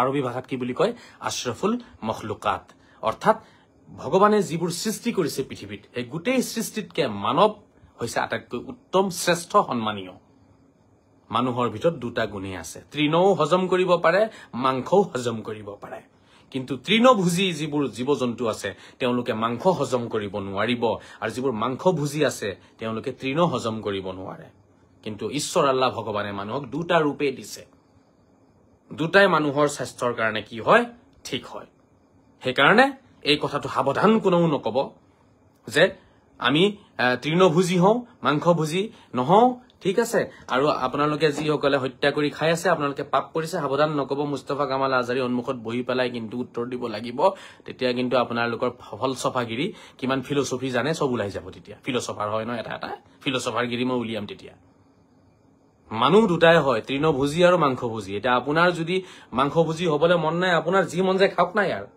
বেলেগক পাপী বুলি নকব সাৱধান বেলেগক পাপী বুলি নকব গোটেই পৃথিৱীৰ মানুহে মাংস খাই আছে তেওঁলোক পাপ কৰা নাই কিয়া তেওঁলোক আল্লাহৰ ওচৰত ভগৱানৰ ওচৰত কোনো পাপী নহয় কাৰণ তেওঁলোকে যিটো খাদ্য খোৱাৰ হয় সেইটোৱে খাই আছে আৰু বহু পৃথিৱীৰ মানুহ আছে তেওঁলোকে তৃণভোজী হয় তেওঁলোকো ভাল হয় এটা কথা মই ক'ব বিচাৰিম মাংসভোজীতকে তৃণভোজী উত্তম এইটো মই কম এক্সট্ৰা এটা বোনাছ পইণ্ট আছে এক্সট্ৰা এটা বোনাছ পইণ্ট আপোনালোকে পাব যিসকলে তৃণভোজী হয় হা শাকাহাৰী হয় যিসকলে ভেজ খায় নন ভেজ তেওঁলোকে পছন্দ নকৰে তো সেই ভেজিটেৰিয়ান যিসকল আছে তেওঁলোকৰ এটা এক্সট্ৰা বোনাছ পইণ্ট এটা থাকিব এক্সট্ৰা এটা কিবা এটা তেওঁলোকে সন্মান বেছি পাব সেইটোৱে বাকী ইয়াত স্বৰ্গ নৰকৰ কোনো কনচেপ্টে নাহে ঠিক আছে ভেজ বা নন ভেজ যিকোনো এটা বস্তু খাওক আপুনি স্বৰ্গ নৰক আপুনি যাব ঠিক আছে বেয়া কাম কৰিলে যাব ভাল কাম কৰিলে স্বৰ্গ যাব আপুনি লাগিলে তৃণভোজী হওক মাংসভোজী হওক ইয়াত সেইবোৰ লৈ পেলাই স্বৰ্গ নৰকৰ সিদ্ধান্ত নহয় ঠিক আছে এইখিনি কথা মনত ৰাখিব আপোনালোকে এইখিনি একদম বেছিক কথা হয় ইয়াৰ ওপৰত গধুৰ তত্ত্বৰ কথা আছে সেইখিনি এতিয়া মই পাতিব নিবিচাৰো কেতিয়াবা যদি কোনোবা ব্যক্তিয়ে পাতে তেতিয়া তেওঁলোকত পাতিম এতিয়া মোৰ কথা ইমানটোৱে কনচেপ্ট ক্লিয়াৰ তৃণভোজী মাংসভোজী আমি দুটাই হওঁ গতিকে মানুহে মাংসও খাব পাৰিব মানুহে আপোনাৰ শাক চব্জিও খাব পাৰিব ঠিক আছে এতিয়া কোনোবাই যদি শাক পাচলি খাই আছে তেওঁ আমাৰ কাৰণে শ্ৰদ্ধাৰ পাত্ৰ হয় কোনোবাই যদি মাংস খাই আছে ছাগলী বা কুকুৰা মাছ খাই আছে তেওঁ আমাৰ কাৰণে শ্ৰদ্ধাৰ পাত্ৰ হয় ঠিক আছে দুয়োটা পাৰ্টিয়ে শ্ৰদ্ধাৰ পাত্ৰ হয় আমাৰ কাৰণে মোৰ কাৰণে ঠিক আছে এক্সট্ৰা বোনাছ পইণ্ট এটা পাব যিসকলে মাংসভোজী নহয় তেওঁলোকে ধৰক আপোনাৰ শাক পাচলি খাই জীৱন পাৰ কৰিছে তেওঁলোকে এটা এক্সট্ৰা বোনাছ পাব পাৰে সম্ভাৱনা আছে সেইটো ক্লিয়াৰ মানে কনফাৰ্ম নহয় সম্ভাৱনা এটা আছে কাৰণ ফিলিংছ আছে সেইটো আপুনি নাজানে কাৰ ফিলিংছ কেনেকুৱা পাথৰতো ফিলিংছ আছে পাথৰ এই যে আপোনাৰ পাহাৰত পৰি থকা পাথৰ বিলাকো কি আছে তাতো জীৱ আছে আপোনালোকে চাগে পাথৰৰ পাহাৰ দেখা নাই মই দেখিছো সৰু সৰু পাথৰ লাহে লাহে ডাঙৰ হয় আৰু ডাঙৰ হয় দিনক দিনে পাথৰ ডাঙৰ হয় পাথৰ এটা জীৱ হয় এই যে আপোনাৰ যিবোৰ আপোনাৰ নদী নলাত যিবোৰ পাথৰ থাকে এইবোৰ জীৱ সব জীয়াই থকা পাথৰ হয় লাহে লাহে ডাঙৰ হৈ থাকে কিন্তু পাথৰৰ ফিলিংছ আপুনি নাজানে কুৰাণত আছে ইউছাব্বিহু লাহু মা ফিছ সামাৱাতি ওয়াল আৰদ কুৰাণে কৈছে এই পৃথিৱীত যিমান বস্তু আছে সবেই ঈশ্বৰ আল্লাহ ভগৱানৰ প্ৰশংসাত লিপ্ত হৈ আছে মগ্ন হৈ আছে সবেই জীৱ ইউছাব্বিহু লাহু মা ফিছ সামাৱাতি ওয়াল আৰদ ইউছাব্বিহু লাহু মা ফিছ সামাৱাতি ওয়াল আৰদ এই পৃথিৱীত যিমান বস্তু আছে সবতে এক প্ৰকাৰৰ জীৱ আছে আৰু সবেই ঈশ্বৰ আল্লাহ ভগৱানৰ প্ৰশংসাত মগ্ন হৈ আছে পাহাৰ পৰ্বত নদী নলা গছ বৃক্ষ পাথৰ মাটিৰ টুকুৰা কাঠৰ টুকুৰা সবেই কি কৰি আছে ঈশ্বৰ আল্লাহ ভগৱানৰ প্ৰশংসাত লিপ্ত হৈ আছে ইউছাব্বিহু লাহু মা ফিছ সামাৱাতি ওয়াল আৰদ সকলোৱে ভগৱানৰ প্ৰশংসাত লিপ্ত হৈ থাকে গতিকে এই কথাখিনি অলপ আমি লক্ষ্য ৰাখিব লাগিব দেই আমি তৃণভোজী হওঁ বুলি আমি মাংসভোজীসকলক বেয়া পাব নালাগে সকলোৱে ঈশ্বৰ আল্লাহ ভগৱানৰ বান্দা হয় সৃষ্টি হয় আপুনি ভাল কাম কৰিলে আপুনি পুণ্য পাব বেয়া কাম কৰিলে আপুনি নৰকলৈ যাব কথা ইমানটোতে ক্লিয়াৰ এতিয়া আপুনি ভাল কৰিছে নে বেয়া কৰিছে সেইটো ঈশ্বৰ আল্লাহ ভগৱানে আপোনাৰ সিদ্ধান্তটো ল'ব আৰু আপুনিও নিজৰ বিবেক বিবেচনাৰে সিদ্ধান্ত ল'ব পাৰিব ঠিক আছে আপোনাৰ কৰ্মৰ ওপৰত ডিপেণ্ড কৰিব আপুনি স্বৰ্গলৈ যাব নে নৰকলৈ যাব ইয়াতে মাংস খাইছে নে শাক পাচলি খাইছে সেইটোৰ ওপৰত ডিপেণ্ড কৰি আপুনি স্বৰ্গ নৰকত নাযায় ঠিক আছে এইবোৰ ফাল্টু কথা এইবোৰ যিকিনক শ্ৰদ্ধা ৰাইজ কথা হ'ল এইখিনি কথা মই এইটো কাৰণে ক'লো বহুতেই মোক প্ৰশ্ন কৰি থাকে যে আপুনি গৰু কাটিবলৈ বাধা দিছে ছাগলী কাটিব বাধা নিদিয়ে ছাগলী জীৱ নহয় নেকি গতিকে তেওঁলোকৰ কাৰণে এইটো উত্তৰ গৰুটো মই এইটো কাৰণে কাটিব বাধা দিছো যিহেতু গৰুটো পূজা কৰে চবেই বহুতেই পূজা কৰে ছাগলী কোনেও পূজা নকৰে ঠিক আছে গাহৰি কোনেও পূজা নকৰে হা কুকুৰা কোনেও পূজা নকৰে মহ কোনেও পূজা নকৰে গতিকে এই বস্তুটো এইটো কাৰণে বলি দিবলৈ বাধা দিয়া হৈছে ইয়াতে জীৱ আছে না আছে সেইটো প্ৰশ্ন অহা নাই আৰু মানুহৰ খাদ্যৰ কাৰণে যিবোৰ জীৱ আছে সেইখিনি আপুনি দিনে ৰাতিয়ে হাজাৰ হাজাৰ কুইণ্টেলকে কুইণ্টেল কুকুৰা ছাগলী বিক্ৰী হৈ আছে কাটি আছে খাই আছে চবেই খাই আছে সব ধৰ্মৰ মানুহে খাই আছে গতিকে এই বস্তুটো পাপ হ'ব নোৱাৰে ঠিক আছে এইখিনি কথা যদি বুজি লয় তেন্তে শান্তি আহিব আৰু যদি নুবুজে তেতিয়াহ'লে কাজিয়া লাগি থাকিব আপুনি সদায় আপোনাৰ নিজৰ মগজুৰ বেমাৰৰ কাৰণে আপুনি সদায় কাজিয়াত লিপ্ত হৈ থাকিব আপুনি মাংস নাখায় এতিয়া আপুনি সদায় মাংস খোৱা মানুহৰ লগত কাজিয়া কৰি থাকিব এইটো আপুনি গোটেই জীৱন কাজিয়া কৰি ইয়াৰ কোনো আপুনি পাৰ বিচাৰি নাপাব কোনো অন্ত বিচাৰি নাপাব কোনো কুল কিনাৰা বিচাৰি নাপাব কোনো কুল কিনাৰা বিচাৰি নাপাব সদায় কাজিয়াত লিপ্ত হৈ থাকিব আৰু নিজে নিজকে মূৰ্খ সজাই থাকিব লাগিব বুজি পাইছে গতিকে এইবোৰ কাজিয়াত যাব নালাগে খাই আছে খাই থাকক বেলেগে পূজা কৰা বস্তুবোৰ নাখাব খালি বেলেগে পূজা কৰা বস্তু এটা কাটি খাব নালাগে ইমানটোৱে কথা সমাজত শান্তি আহিব লাগে সমাজত মৰম চেনেহ বাঢ়িব লাগে এইটোৱে হৈছে উদ্দেশ্য মোৰ কথাৰ অন্য কোনো উদ্দেশ্য নাই গতিকে শ্ৰদ্ধা ৰাইজ এই কথাখিনি লক্ষ্য ৰাখিব বুলি মই আশা ৰাখিলো আৰু এই যে যিটো এতিয়া হৈ আছে আন্দোলন ন বাংলাদেশী খেদাব লাগে এইটো সদায় হৈ থাকিব মই আৰম্ভণিতে 4টা কাৰণ কৈছিলো আমাক অসমৰ পৰা কিয় খেদিব বিচাৰি আছে 4টা মূল কাৰণ এই 4টা মূল কাৰণ মোৰ ভিডিঅ'ৰ আৰম্ভণিত আছে আপোনালোকে চাই ল'ব মুখস্থ কৰি ল'ব কথাখিনি বুজি ল'ব কিবা বিশ্লেষণ লাগে মোক হোৱাটছআপ কৰক 9365825571 আপোনাৰ কমেন্ট আপোনাৰ মেছেজৰ ওপৰত ডিপেন্ড কৰিব আপোনাৰ মেছেজৰ উত্তৰ দিয়া যাব নে নাযায় আপুনি যদি শুদ্ধ আৰু খুব ভদ্ৰ ভাষাত যদি আপুনি কথাখিনি কয় উপস্থাপন কৰে বা আপোনাৰ প্ৰশ্নটো যদি গ্ৰহণযোগ্য হয় বা খুব এটা গভীৰ প্ৰশ্ন হয় আনসাৰ দিয়া যাব ঠিক আছে আপোনালোকে কমেন্ট কৰিব উত্তৰ দিব আৰু মোক মেছেজ কৰিব 9365825571 আকৌ এবাৰ ক্ষমা বিচাৰিছো সকলোৰে ওচৰত অসমৰ শ্ৰদ্ধাৰ ৰাইজৰ ওচৰত সংখ্যালঘু সমাজৰ ওচৰত আমাৰ মিয়া সমাজৰ ওচৰত মই সকলোৰে ভৰিত ধৰি ক্ষমা খুজিছো সকলোৰে ভৰিত পৰি শ্ৰদ্ধা জনাইছো সেৱা কৰিছো আৰু সকলোকে মই অনুৰোধ জনাইছো আপোনালোকে গৰু কুৰবানী নকৰিব প্লিজ নকৰিব জাতি বচাওক জাতিৰ কলংক আৰু টানি নানিব প্লিজ অনুৰোধ থাকিলে কোনো যাতে কথাবোৰ মনত নলয় আৰু এটা যাতে ইতিবাচক যাতে কথাখিনি ইতিবাচক ৰূপত যাতে লয় ঠিক আছে নেতিবাচক ৰূপত নলব সকলোৱে কথাখিনি ধনাত্মক এটা দিশত লৈ যাব বুলি মই আশা ৰাখিলো ঋণাত্মক চিন্তাধাৰা বহুতৰে থাকে ঋণাত্মক দিশত কথাখিনি বহুতেই লৈ যাব বিচাৰিব ঠিক আছে নেতিবাচক দিশত কথাখিনি লৈ যাব সেইখিনি মই নকৰিবলৈ কাৰণে আপোনালোকক অনুৰোধ জনাম সদায় কথাখিনি পজিটিভলি লওকচোন বি পজিটিভ অলৱেজ সদায় পজিটিভ হ'ব লাগে আমাৰ সদায় কেনেকে মৰম আহিব সেইটো ভাবিব লাগে সদায় বাস কেনেকে মিলি থাকিম আমি কেনেকে দুটা এটা সংঘাত কেনেকে নাইকিয়া হ'ব সমস্যা কেনেকে নাইকিয়া হ'ব সেইটো চিন্তা কৰিব লাগে আৰু সেই সমস্যা এটা আমি নাইকিয়া কৰিবলৈ কাৰণে আমি এৰিব লাগিব কিছু বস্তু ত্যাগ দিব লাগিব ইয়াকে কৈ ত্যাগ কাক কৈ ইয়াকে কৈ ত্যাগ স্যাক্ৰিফাইস আপুনি কিবা এটা বস্তু ভাল পায় কিন্তু সেই বস্তুটো আপুনি এৰি দিছে কিবা এটা সমস্যাৰ সমাধান উলিয়াবৰ কাৰণে দুখন সমাজক এক কৰিবলৈ কাৰণে দুজনৰ মাজত শান্তি আনিবলৈ কাৰণে আপুনি কিবা এটা বস্তু এৰাৰ নামেটো ত্যাগ হয় তাকেটো স্যাক্ৰিফাইস বুলি কয় তাকেটো কুৰবানী কয় ন অন্য বস্তুৰ নাম কুৰবানী নহয়তো শ্ৰদ্ধা ৰাইজ গতিকে এই কথাখিনি অলপ লক্ষ্য ৰাখক অলপ বুজক সৰু সৰু বাচ্চাবিলাকে বুজি পাই যায় এইবোৰ কথা কিন্তু আমি বহুত ডাঙৰ ডাঙৰ জ্ঞান লৈ ঘূৰা ডাঙৰ ডাঙৰ পৰিচয় লৈ ঘূৰা মোটা মোটা আমাৰ উপাধি থকা কিছুমান মানুহে কথাবোৰ বুজি নাপাওঁ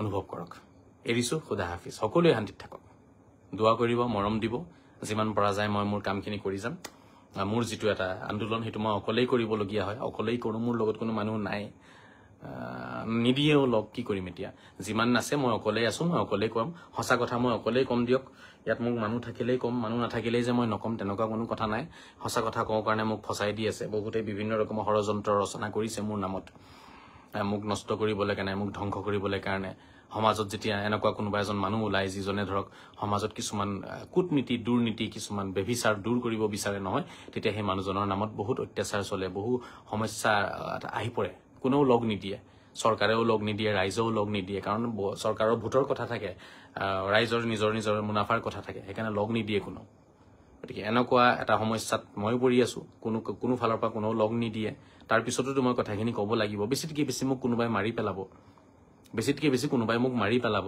ইয়াতকৈ বেছি মোক একো কৰিব নোৱাৰে হয় নহয় মাৰি পেলাক তো মৰিবলৈ কাৰণে প্ৰস্তুত আছো মই কিন্তু সঁচা কথাখিনি কৈ যাম মৰাৰ ভয়ত যে সঁচা কথা নকম সেইটো হ'ব নোৱাৰে মাৰি পেলাক মৰি যাম সঁচা কথা নেৰো কিন্তু এয়াই সঁচা কথা এই 4টা কাৰণ এৰক যি 4টা কাৰণৰ কথা মই কৈছো অসমত আৰু বাংলাদেশী আন্দোলন নহয় আৰু কেতিয়াও এই 4টা কাৰণ এৰি দিয়ক চাব নিজে নিজে সব ঠিক হৈ যাব অসমত মান মৰ্যাদা সহ সকলোৱে জীয়াই থাকিব পাৰিব ঠিক আছে এৰো এতিয়া ভালে থাকক খুদা হাফিজ ফি আমানিল্লাহ জয় শ্রীরাম, জয় শ্রী কৃষ্ণ, জয় শ্রী যীশু, জয় শ্রী মোহাম্মদ, জয় শ্রী বজরংবলী, জয় শ্রী শঙ্কর, জয় শ্রী মাধব, জয় শ্রী গুরু নানক, জয় শ্রী গৌতম বুদ্ধ, জয় শ্রী আজান পীর, জয় শ্রী বড় পীর, জয় শ্রী আজমিরি পীর। ভারত মাতা কি জয়, বন্দে মাতরম, জয় অসম, খুদা হাফিজ, ফি আমানিল্লাহ, ওয়াফি রিয়ায়াতিহি, আসাদাল্লাহু লাইলাতাকুম। গুড নাইট, শুভ খায়, শুভরাত্রি।